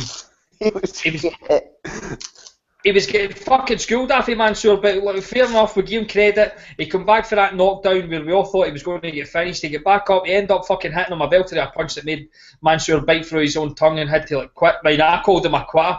I take that back, Mansour. I know you done time in the jail. You probably raped somebody or get nonced and all when you were a boy, so you probably jumped about that ring wrong. There's a lot of fucking nonsense going about these days. Who the fuck's eating crisps? It's me fucking rubbing Velcro. I've lost my train of thought. Brazil. This guy's fucking rotten. I honestly think the way I judge a fighter is what would Dillian White do? And see if Dillian White would fucking destroy this guy, then it's a step backwards. And this is even further. I think actually, I don't even know if Brazil would beat Charles Martin, because Charles Martin is just as shit. That's a genuine Docacy 50-50, that, isn't it? How would he do against Marius? I think Dillian White would fucking ruin him. Yeah, how would he do against Marius? These people that are saying Brazil's a good fight, they obviously haven't seen Brazil, have they? Let's be fair. Just watch that man so fight.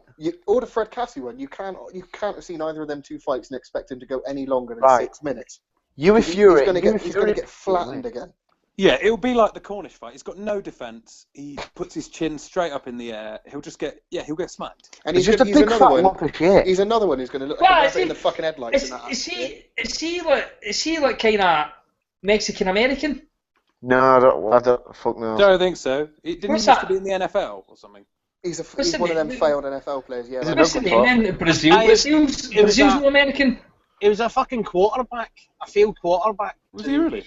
Aye, and he I'm not sure if he got onto the Olympic squad. I think he failed at the last. He lost in the preliminaries. In the prelims, so he got there, but he's got the fucking flip-flop and a fucking baby giraffe. Something made me laugh. Honking. One at a time, motherfuckers. Oh, sorry. On you go, Andy. Well, that was that. Just basically saying it's fucking sight. I've seen something funny earlier on because he's got Olympic rings tattooed as well, and someone said that it took longer to make the tattoo the Olympic rings. It did for he stayed longer. Oh, start again. I came out wrong. He's got Olympic rings tattooed, and the Olympic rings would have took longer to get tattooed than the amount of time he actually stayed in the Olympics. That'd be funny if you get that right the first time round. They fucking dragged that fucker out.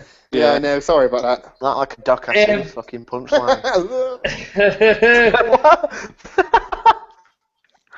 I mean, this guy's absolutely fucking shite. I mean, this is going to learn Joshua absolutely nothing. And all this does is answers the question: does Heyman have options on Joshua? A fucking 100% he does. Yes, he does.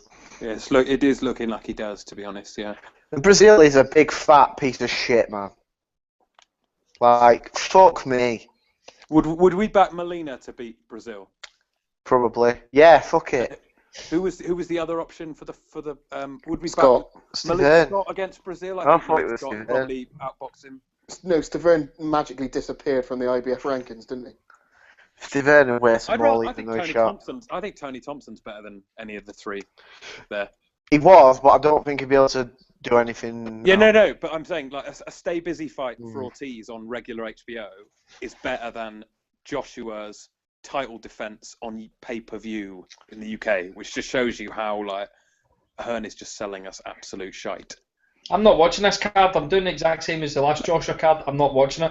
I'm not bothering. I'm not watching it. And what about the stacked undercard full of 50-50s? Yeah, one thing I'm definitely not doing is fucking paying money to watch it, which will be what, £16-17. You'll have your members of the Asylum panel that'll pay to watch it as per, but none of this fucking podcast will. Okay then. Right, do you reckon... None of this boxing podcast will even fucking watch it. Do you reckon, right, so you know like these pay-per-views are 16-17 quid, because I've got a feeling this is coming. Do you think the AJ pay-per-views are suddenly going to become more expensive than the other ones at some point? They might go up to $19.99. Yeah. Depends on the fighting. I've got a feeling... Oh, you know if you fight Fury, it'll be 25 quid. Hearn is so fucking greedy, he will not be able to let it lie. Yeah, I agree. You can't get greedy around a pound note. You just can't do it. You'll be finished. You know what? Did you see the StubHub thing?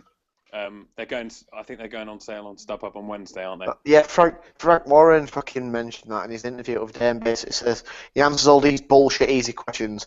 Why won't he answer any questions about StubHub? Yeah. Yeah, go on, Frank. Exactly. He's happy to answer questions. He's happy to talk about, what he had for breakfast, or like how much his wife gets annoyed when he. Well, he's just came. Hold on, Sam. He's just came on Twitter for the last 45 minutes to an hour to have a tit for tat with Tyson Fury.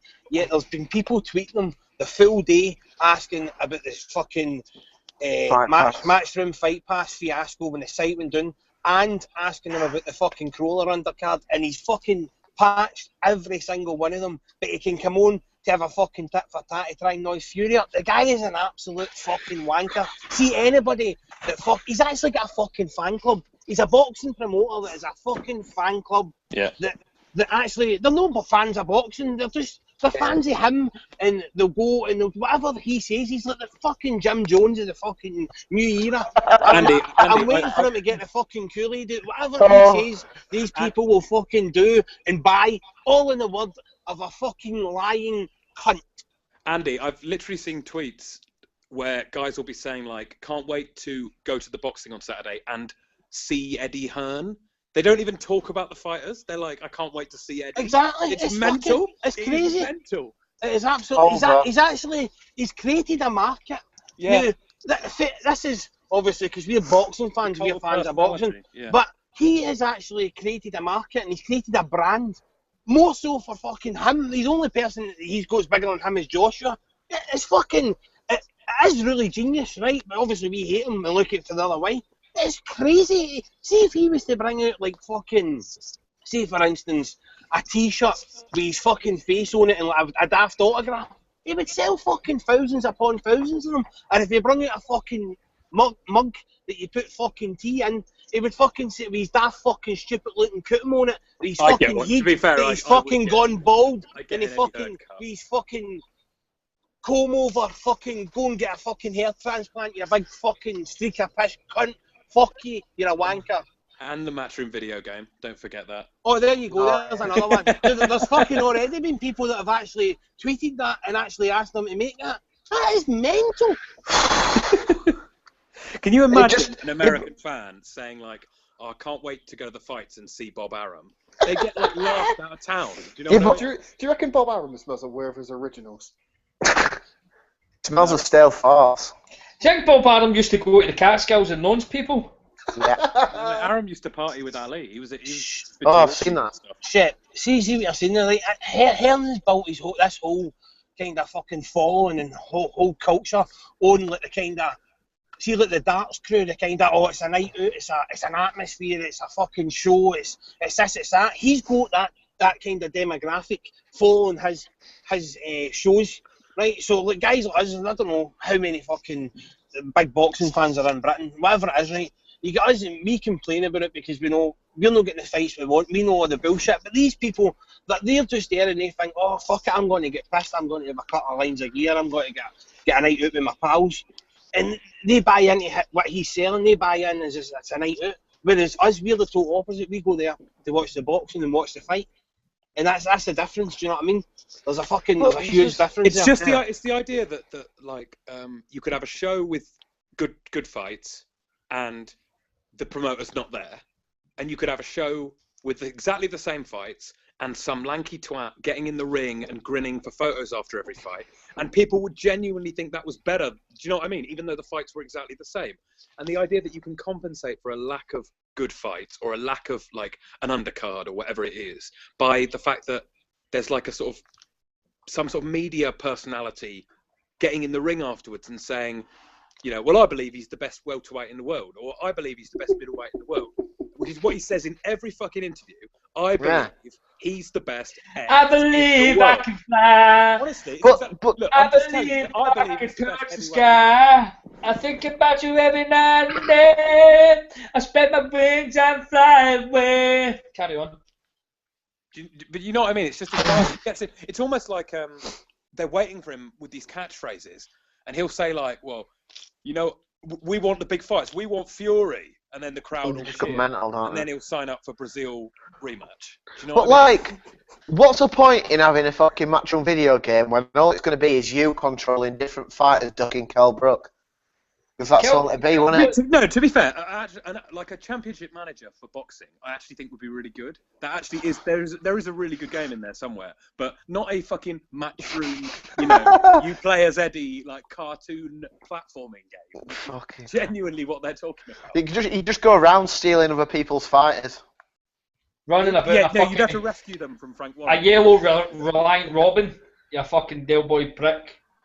But I'll not say who because he don't want to be named, but I've had a text from the world's biggest casual, in the past 25 minutes. Your brother? Your old man. Talk about Alex like that. I can't say who it is. Some people will know. Is And it Smino?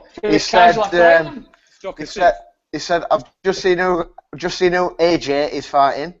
Why does he look like a brown version of me but with bigger tits?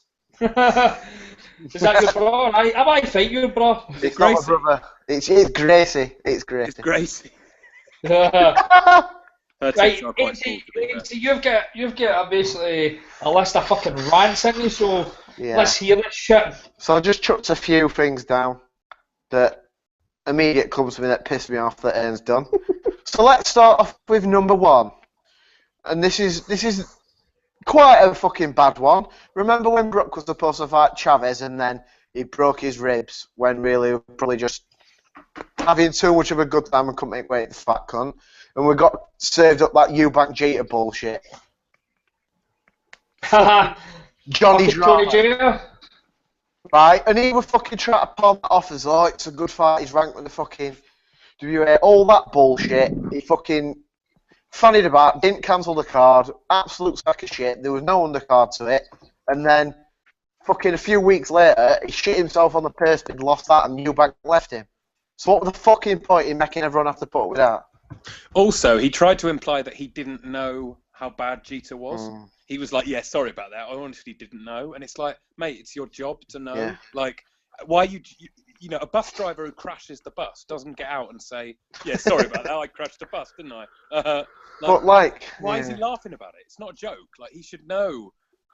Of course he knew anyway. Of course he knew. Like, we're not stupid. He knew how shit he was. And he said, you know, he could have cancelled the card. And he said, no, what did he say? These guys have got to eat, wasn't it? That was the quote. There's nobody, I didn't know of any cunt who went. One person I know went, and he genuinely never been to a boxing event before because he got a free ticket. And he still said it was shit. So yeah, but and he'll never go again, probably. No, he did say that. He says I'm done with that shit. But the second one is the Klitschko Fury fucking pay-per-view nonsense. So he fucked about, and we all know we fucking had to pay pay-per-view for that. Well, we didn't. I didn't fucking pay it. Fuck that. But they decided that, oh yeah, we'll put it on Sky pay-per-view so you stupid cunts can pay for it. Nobody else on the fucking planet were paying pay-per-view for it. And the only fucking reason they put it on pay-per-view was because they thought fucking Klitschko would win. And they could try and spin some bullshit about AJ fucking knocking him out in a few fucking months' time and Vlad shitting it. As soon as Fury won, they didn't want to fucking know. Oh, that's it, we're done with it now. So what was Hearn's quote? They weren't Sky aren't interested in Fury. They see Joshua as the future of the division. So Sky aren't interested in the lineal champion. They see alphabet belt holders as the future. It just doesn't make any sense. Like, it's just absolute nonsense. Yeah, sorry, go on. Right, I'm going to start getting slightly more pissed off as I go now. So, right, that Frampton quick undercard. A fucking pay-per-view undercard. That was fucking fucking pay-per-view undercard, and the co-main event was fucking Big Twinny Gav fighting some fucking midget. Big Twinny Gav. The greatest handle of all time. Oh, it's not as good as Rick Stir KO. Rick Sturko. Oh, fucking 3-weight world champion, man. But you know what the fucking thing is about all that bullshit? Because he tried to shift some of the blame for that. What was it before? Oh, we've got the Sky date, we bring Sky. So if you've got all this fucking shit with Sky, and you're so fucking big and important, why the fuck are you shifting blame on other people? Why the fuck didn't he make sure that his fighters were getting sorted out? Why didn't he make sure that was something fucking remotely decent? Even just one fight on a fucking pay-per-view fucking undercard. If it's a pay-per-view undercard, you can't just have a main event. What happens if it lasts fucking 90 seconds like Corn Prescott? And you fucking paid that? How the fuck can you go in with that? It's just ridiculous. And he fucking soon fucking shut up about that. Nothing was ever said. Everyone forgot about it. Absolute sack of fucking shit that was. Right, next. So, Brook Rios. I know it never happened. And I made this point at the time. So, he's had Brook in Sheffield for all that time, right? Oh, we see Kell Brook future in Sheffield. We're going to keep Kell Brook in Sheffield. He gets, the first time he had a sniff of a decent fight, what should we do? Oh, let's fuck it down to London. Like, what? What's that? Oh, yeah, it's going to be on at London. So basically, what you thought you'd do is take piss out of all us idiots up here, get us to fucking pit. Oh, it's a remotely decent fight. Fuck it, we'll put it on an AG undercard, and that's it. It don't matter what you lot go and watch. You can watch all this shit. If I get anything I have to pay more than 25 quid for, I'm going to put it on in London. Sound that, Eddie, you fucking maggot. I don't really need to mention the undercard though from fucking Saturday. From the crawler card, because that's just like. Is anything confirmed for the crawler undercard, Right. or is it still TBAs? No, Right. tell the people undercard, tell them. I'm just going to get this back up, but right, I know one fight off the top of my head. So one fight is Shane Singleton, who fucking got iced by Sam Eggington and robbed Curtis Woodhouse. He robbed Curtis Woodhouse. That's how good he is. He's fighting Adil Anwar. You may be wondering who Adil Anwar is. Well, I don't know who is he? He got beat off a man who used to live in a phone box. So that's pretty much all you need to know on that. Fuck's sake, did he? I used to Brian, Right.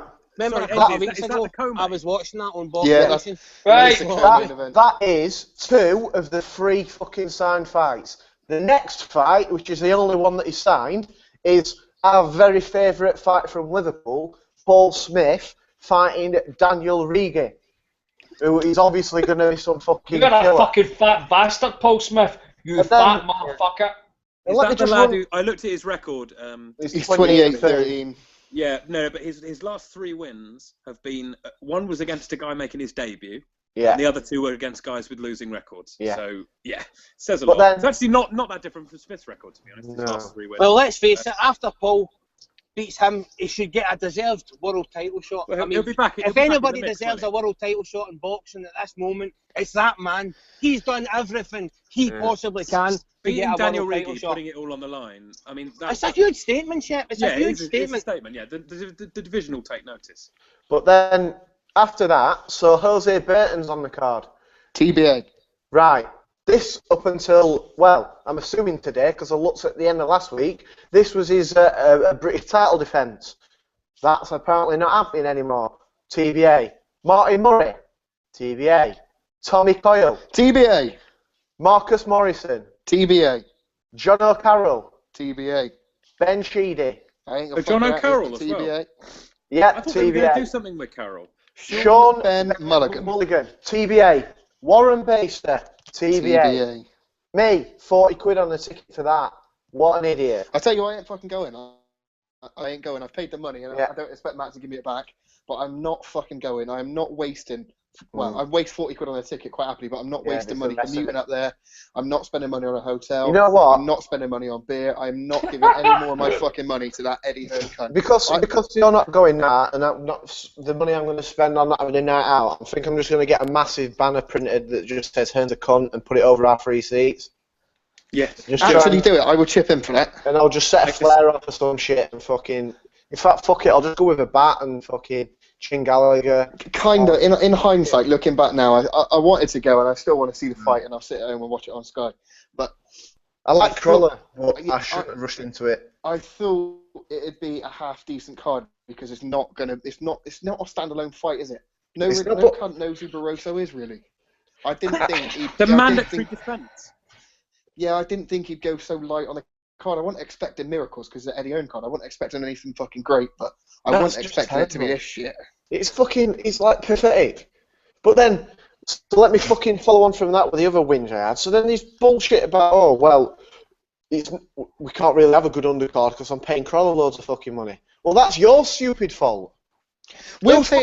Whose fault is that, though, right? Yeah, Ainsley, we're paying him fucking Oh, money. no. Hearn's not overpaying him for his own fucking pocket. We're paying for him to pay him. West Brom's equalised.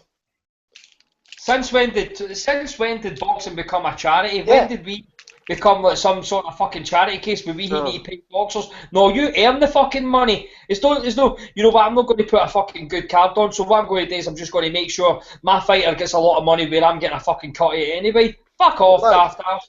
The other thing to this, I've tweeted it earlier, right, and it's been a thing in football for a bit, that, like, stop treating fucking fans as customers. It's not the way it works, right? And this is exactly what Hearn's done here now. So that's it now. He's like, oh, fuck it. He don't give a shit. It's just like, oh, how can I squeeze a fucking penny out of him? What stupid little fucking shitty catchphrase can I say at a press conference that I can fucking put on a pair of fucking pants and sell on fucking StubHub for $6,000?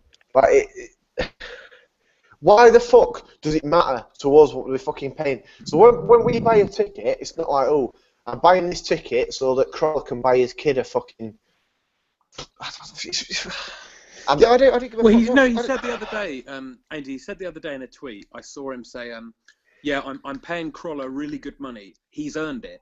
And it's sorry, how has he earned it? He hasn't even fucking defended the belt. I don't want to get this like twisted though, because I like Crawler and I've been to him a few. This is why I bought a ticket, because I says, well, I've seen him in a fucking plenty of other fights, so I might as well see him in a title fight, whatever. You know what I mean? So I'm not. It's my fault for buying the ticket before the fucking card was put out, so I can't really kick off too much about that. But it's Hearn's job to build that fucking card, and he's just mugged it off because he's putting. Is he not putting fucking Chisora Pulev on? Obviously, you're not going to get that if you're inside there.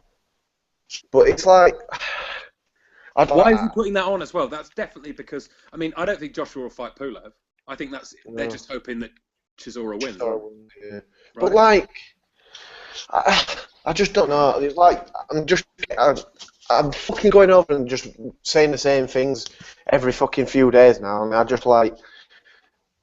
I've obviously got a reputation for whinging about everything, but for fuck's sake, man. Do you? Yeah, it might come as a shock to some people, but I've got a couple more things. I'll just get these out of the way before I fucking lose my head. Fuck, this one pisses me off loads. So, who was it who made the fucking statement? There's not such a thing as a pay-per-view fighter. There are pay-per-view fights. Who said that? Was it Barry Hearn? It was him and Eddie in a little fucking shitty joint video, wasn't it? Ainsley, can I just stop you there? That was actually a quote, a tribute to Raymond Poplawski. Sorry, that was actually yes, Ray Pop. You're correct. Hearn has actually stolen a phrase off of world-renowned boxing video trader and paedophile extraordinaire. FBI's most wanted. What's her name? Bellaform, #1 fan, Raymond Sugar Poplawski. The P-man. The P-man. Paedophile extraordinaire. Moving on from definite sexual offenders to possible ones. So yeah, they made that comment. AJ White pay-per-view.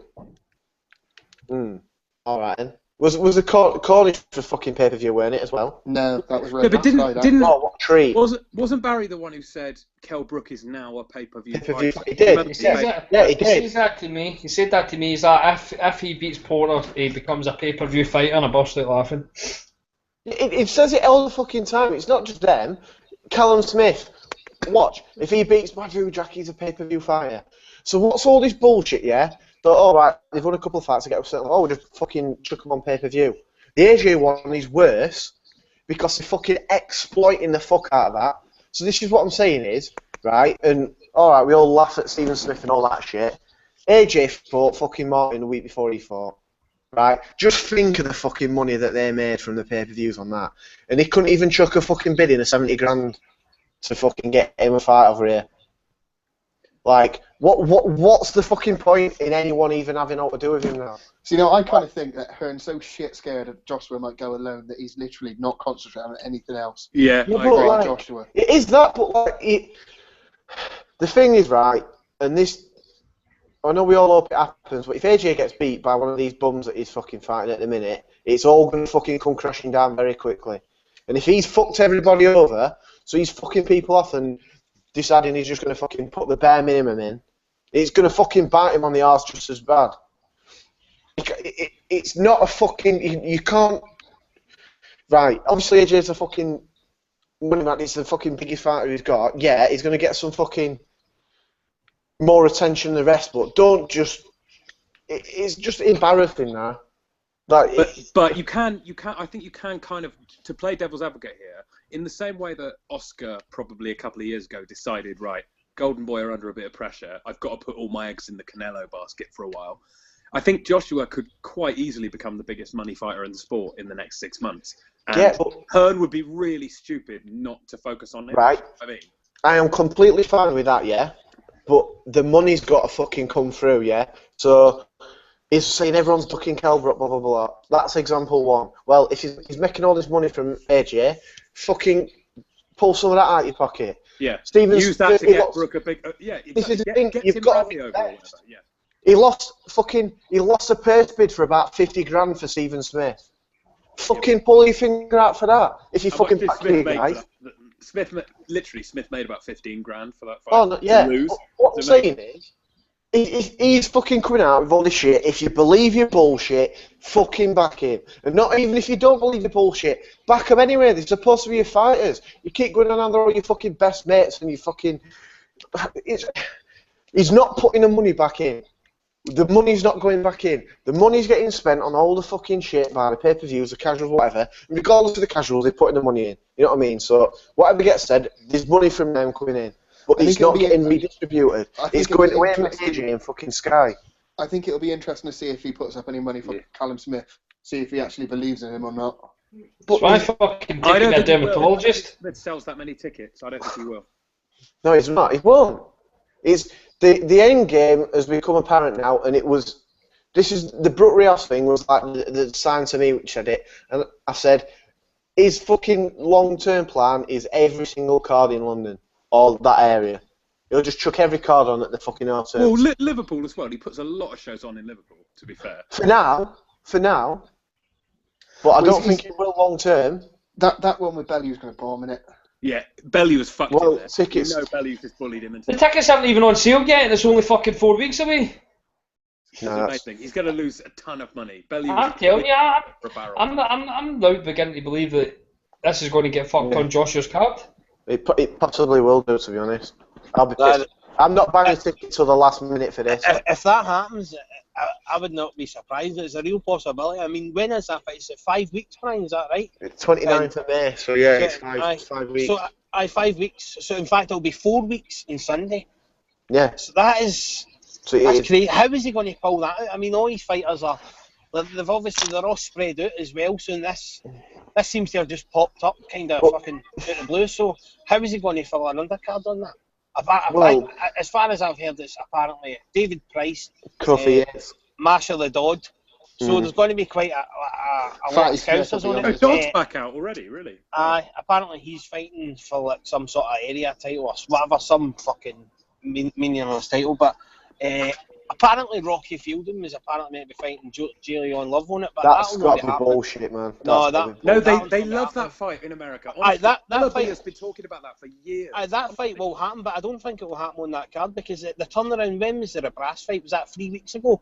And that was a fucking long kind of fucking fight for Fielding. So he's not going to just fucking go straight back into straight training, have 5 weeks, and then go in with Love.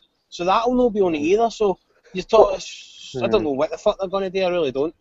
But yeah, well, I'm just going to finish with these couple of last fucking points because I'll let you fucking rant and whatnot after that. But Brian's mentioned this fucking plenty of times, and fucking people just decide to cleverly look the other way because it's generally people they don't mind. So like it happened with Selby, happened with Stephen Smith. So right, yeah, I'm going this route. Fight a shitty final eliminator, as he calls it. Then realises, oh wait, yeah, I'm going to get my fucking cunt kicked in if I fight that champion. Let's move on to another fucking belt. What's all that about? Like...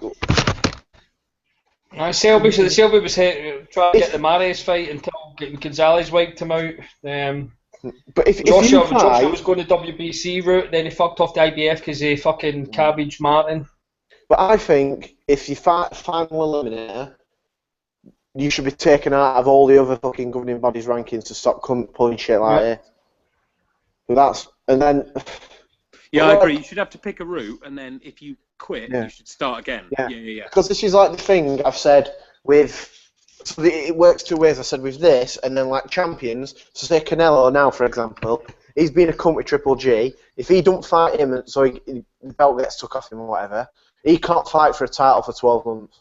They should just say, no, fuck you, you're not fighting for 12 months and being a little faggot. But that's sort of besides the point.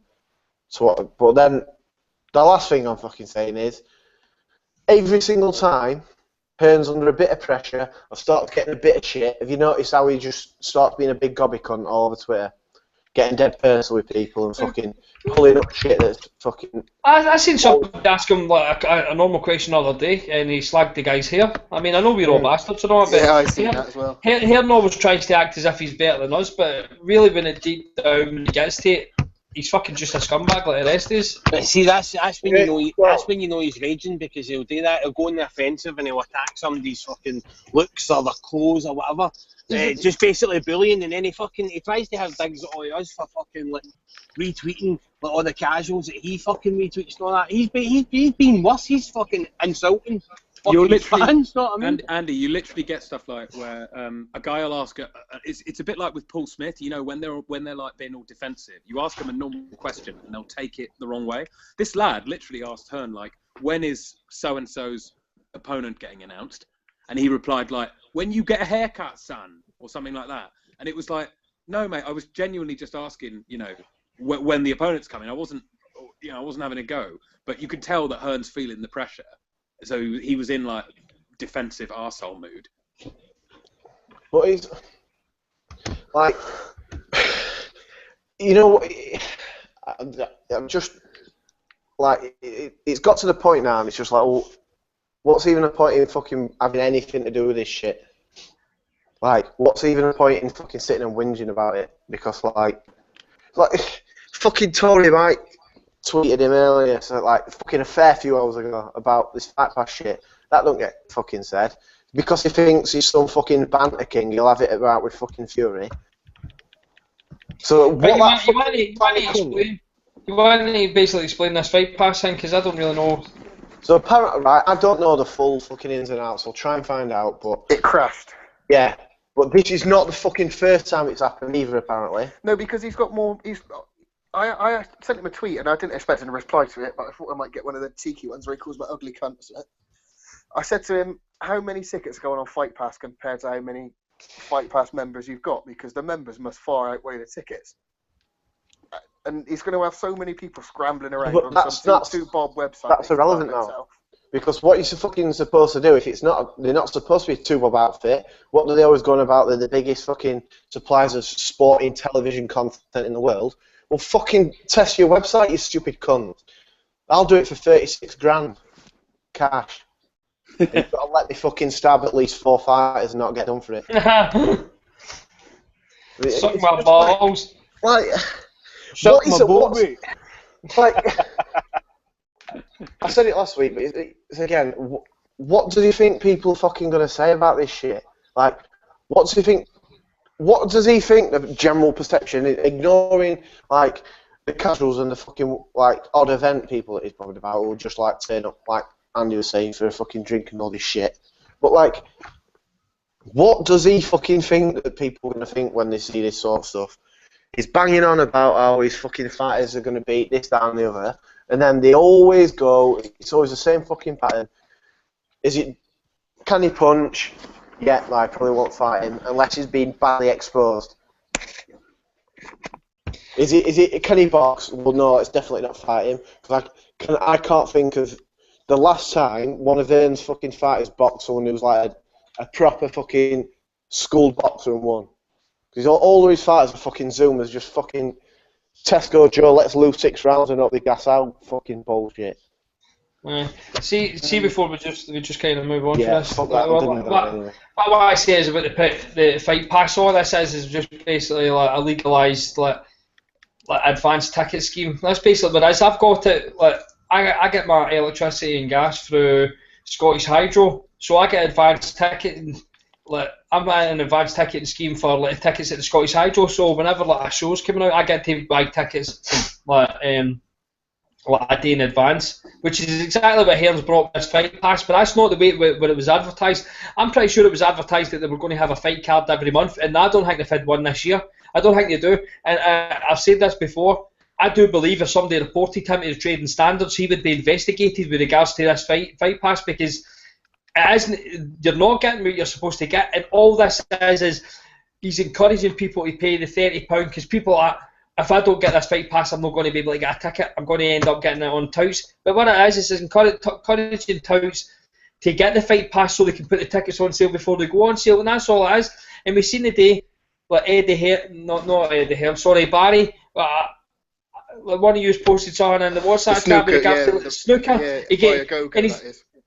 Basically, he says there is a problem with Viagogo, but then there's somebody, like, fans have bought season books, and he's like, we want younger fans in here. These people that they've paid 30 grand, but it should have been 60 grand, and this is exactly my fucking point. I've always liked Barry Hearn because he's self-made millionaire, but I don't know what it is. It's his, when people earn so much money, their political views and the way they've always been all their life totally changes, and all of a sudden they turn around to this right-wing fucking Tory. I don't get it. See, if you're born, you're brought up the way that your political views shouldn't fucking change because of your wealth, and this is exactly what he's doing. He now feels that because something was 30 grand and you can charge 60 grand, then it's 60 grand. No, that's not what it is. It basically means that somebody's fucking stupid enough to pay that price. It doesn't mean it's fucking worth it. They find, like, I get the argument, you want to bring younger fans into the sport, but see, at the same time, these fucking fans that have been here for about 20, 30 years of snooker are the ones that still keep this going. I've not watched fucking the Crucible for years. I couldn't give a fuck about it. I really couldn't. But the people that are still buying these season books are the ones that are fucking keeping it going. I tell you this, who the fuck wants to go and watch fucking snooker for like about a full fucking day? Unless you're sitting there with a bag of fucking speed or something like that, or coke, and you're just sniffing out your balls, just fucking, just sniffing a bit of Kent, man, to fucking rattle a cue right off somebody's fucking dial, don't you? But that fight pass, I'm pretty sure that the modern broadcast, the Stoke Caldwell TV, minded they says that Caldwell was going to go on the fight pass a lot more often because Caldwell TV was going. I don't see that anymore. He did one with York Hall show, didn't he? Not Caldwell, just for the I might have had Caldwell on. Caldwell says he was losing money with that, but fair enough. But Hearn did promise him he was going to be on more shows. But that fight pass is a fucking scam. And any people that buy it, I remember like people were buying it like, oh, it's going to be good. We're going to get all these fights. It was like the fights are absolutely fucking gash. I tell you what. See, other than like Josh Warrington at the weekend, because Josh Warrington sells tickets, right?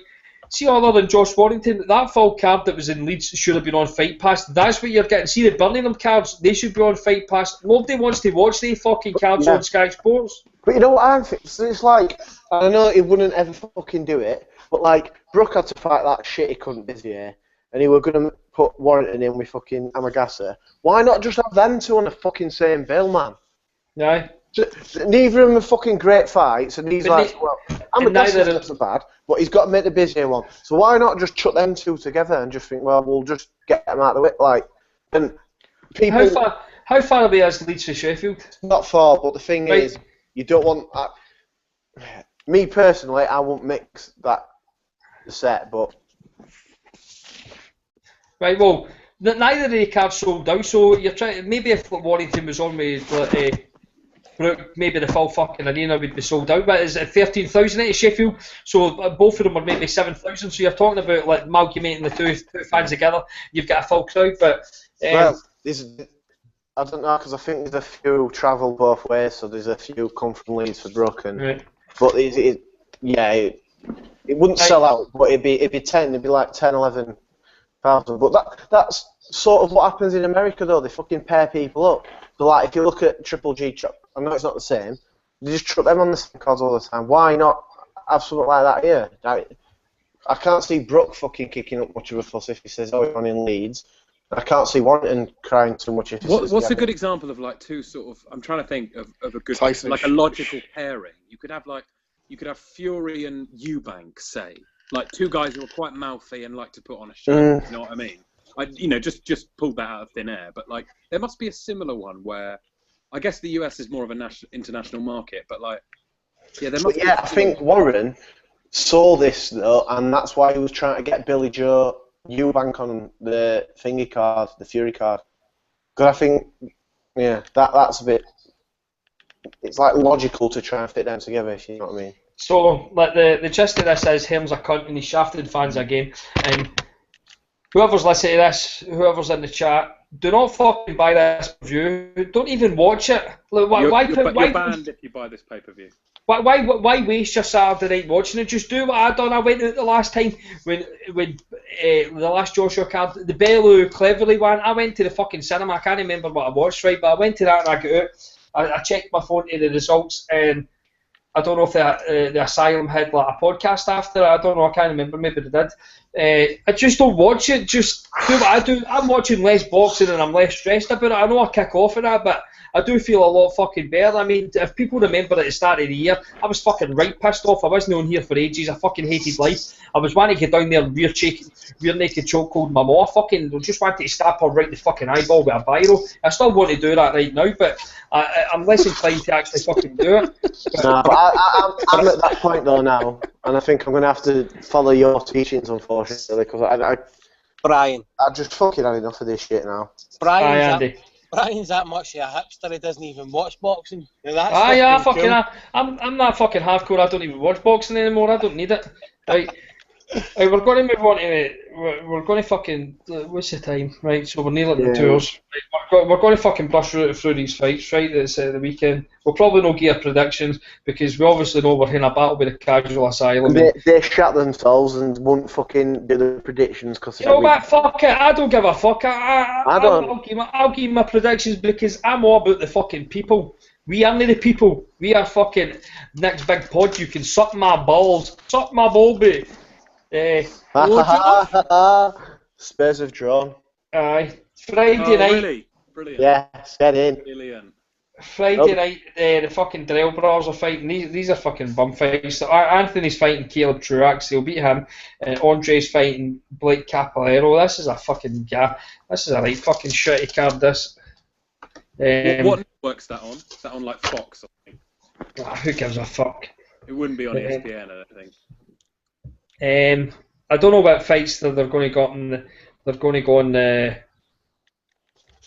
Going on this fucking challenge that we've got. But anyway, Ryan Walsh is fighting James Tennyson. Huey Fury's fighting Fred Cassie. Anthony Nelson's fighting Jamie Conlon. Come on, Conlon! Come on! I know you're there. Come on, Conlon.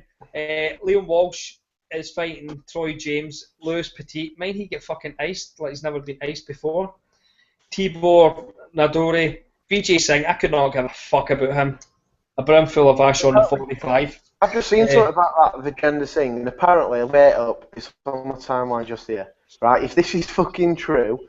I know what you're going to say. Yeah, apparently Khan said he wants to fight. Khan said he wants to fight him in India. I know, a super middleweight. Oh my god. Boy Jones is fighting some fucker, then it's just a long list of shite. I don't particularly think Fred Cassie's that good. I know people saying this is well, is it really? Who's that guy that Fury fought before that was a good one?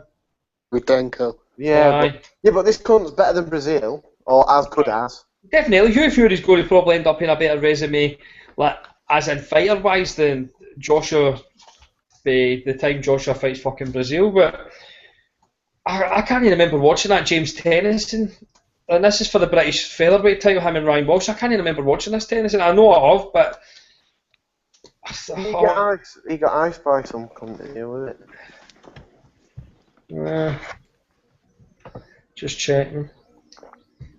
I get knocked out anyway. Get knocked out with Pavlis Senkovs. Yeah, that's it. That was fucking 3 years ago, though. Yeah, I remember. Right, well, that's on Huey Fury, Fred Cassie. We're going to put Huey Fury anyway. I dare say that it doesn't matter the prediction league. I think if they fucking end up picking that as points anyway, it makes no difference to me. We got Randall Bailey, Jeff Horn on Wednesday. That's another one for our pick and league, isn't it? I think we've got De Gale and Jack, haven't we, this weekend? No, but we're still going into that. I'm going to go into that. Sorry, yeah. I'm just looking through that Anthony Nelson's resume. I don't really know him that he's fought. Did he fight on Sky? Is he undefeated or is he last? It must have been like Jamie Wilson that he fought at the Metro Arena. That must have been. Yeah, that's that Newcastle card. That was when. Oh yeah, that was when there was that one and the fucking Birmingham cards, which are close together, and they were both absolute shit. Right, well, I'm going fucking Jamie Conlon anyway. Fuck it. I'm renting the flag even though I'm no Irish. Hugh Fury, blah blah blah. Right, we'll go into the American card because that fucking card's shite anyway. It was shite anyway with Billy Joe Saunders on it, but it's fucking even more gas now. And let's just scroll down. Suck my bobby. Come on, fuck. Fucking hell. I don't know what that. Is it a Friday night that fucking? We've got Berto Ortiz, mate. I think that's on Friday night, possibly. No, that's Saturday, isn't it? Oh, is that Saturday? Okay. That's fight of the year, definitely. What are you picking? I don't want to give away my prediction league pick, but I think Berto has a bit more left in the tank. Yeah, that's my. They're both shy, but Berto at least has been fighting decent. See, I'd pick Berto like 9 times out of 10, but it's just if Ortiz has actually like got himself wound up into wanting a fight and takes it seriously and doesn't shit himself. I think he'll quit again. Yeah, I think so, but you never know. I mean, I'm looking forward to the. I said earlier on, I'm looking forward to the Gerald Washington Eddie Chambers just to see if Chambers is getting left. Seems every fucker's ducking him, and if Gerald Washington this fight is the real thing. Right, I think from now on, if anyone says they're looking forward to an Eddie Chambers fight, they're banned off path for like 6 weeks. Yeah, Washington's an interesting one though. I'm sort of intrigued. Is he not just as shite as Brazil, not? Yeah, but who did he draw with? He's a proper prospect. He could improve. Who did he draw with? Fucking that Washington. He drew it last time out. Did they not take Paddy McCourt to points? I don't think no one. No contest. I mean Mansour. Oh, it was Mansour he drew. Sorry, that's it. Yeah. Fuck it. It went the distance with fucking Jason Gavin. Yeah, I was just gonna say that. That's the big one. Gavin's a defensive puzzle to unfold. So. True. This He's is a a stump up, man. I would love to go to the stump up for a fight. I might go next year. Yeah, there's a good one. If you could go anywhere to see a fight, I reckon. MSG. I've never been to Vegas, but that's an obvious one. Yeah, I'd probably. It would be. Vegas is. Mexico versus Puerto Rico at MSG. What about the Azteca in Mexico? Fuck the Mexican bastards. You know what? Nah, MSG is the one, isn't it? Prisons Canteen or Bramall Lane. In Ghana, yeah, nice. What about Anfield? They have fights there quite often. Yeah, it's a fight city though, isn't it? Produce loads of world champions, Liverpool. What about the O2 on Heyday? Can I? Yeah, special. That's the thing. I'm glad that everyone's not bought tickets for Heyday, so at least some people are listening. Right, so Saturday night, Berto's fighting Ortiz. It's like a fucking bum fight. Edwin Rodriguez versus Thomas Williams Jr. Fuck that is fight of the year potentially. Rodriguez versus Williams. Oh yeah. He's always in good fights, so. Shep, you're starting to sound like Hearn here because you've just named 2 fights in 30 seconds. Yeah, you did. You said they're both fight of the year. Yeah, no, but they are. Fucking potential fight of the year. Yeah, both those fights are absolutely. There's guaranteed action in both of those. I'm actually looking forward to fucking Montiel versus Jorge Lara. That's fight of the year, mate. To be honest. I don't know for some reason.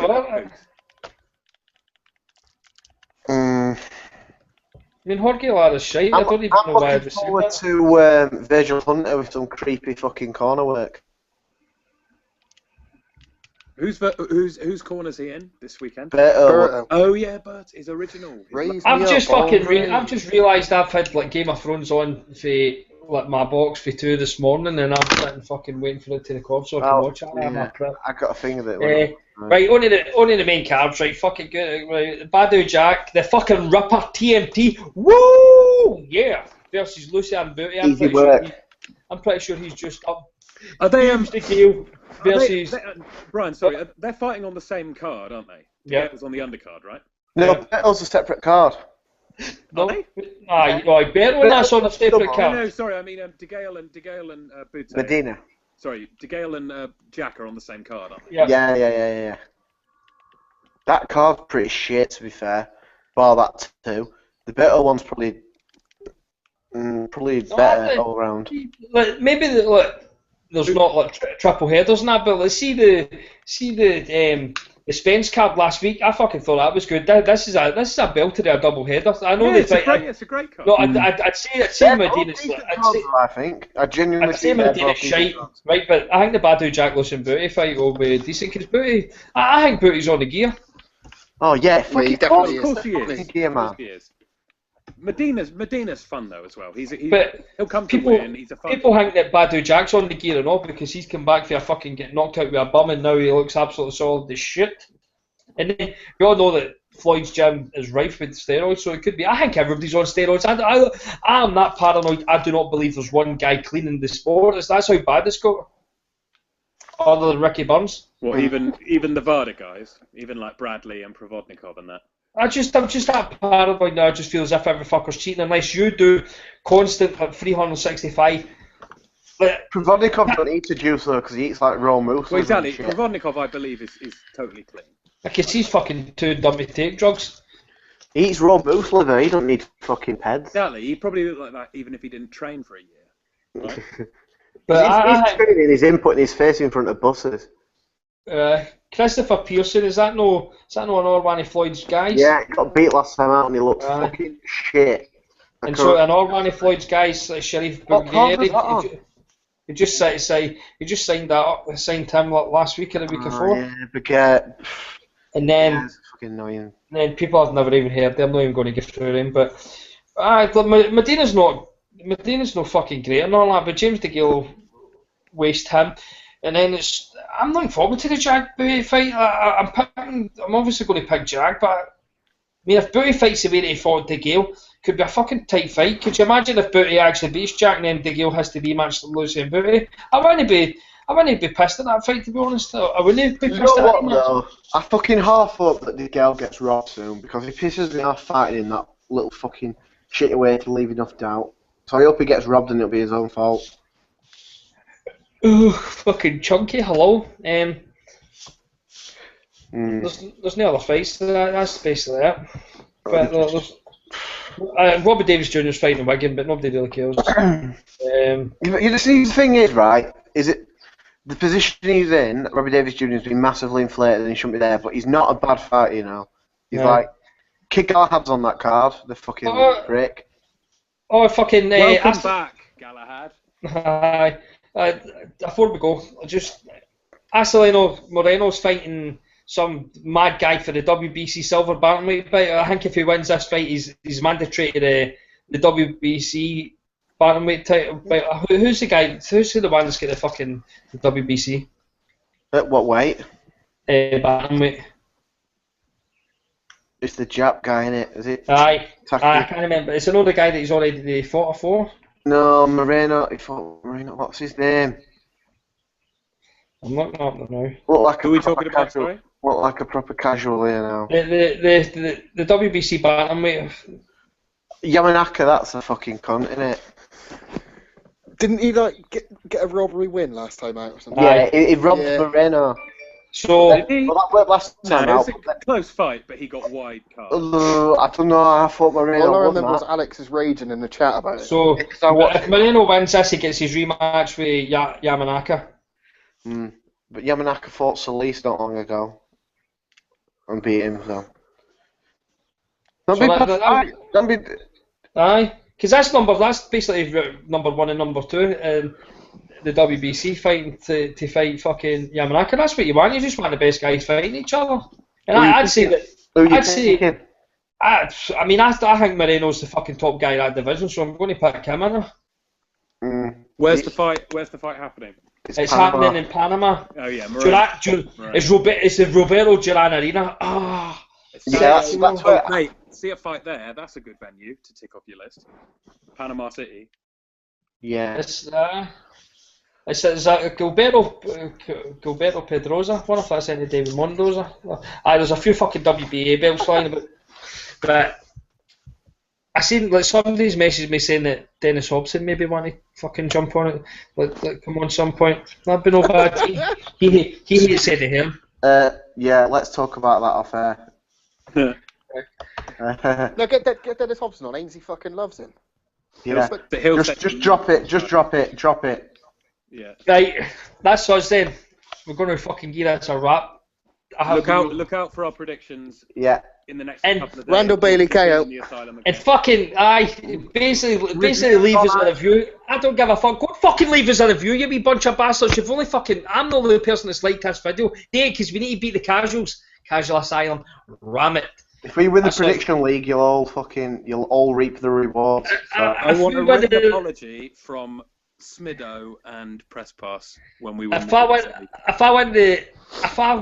we win this, I'm getting fucking Andy Patterson to eat my ass while Tommy sucks me off. It's written. Oh, make me come. Right, that's us out of here. Good night. Cheers, guys.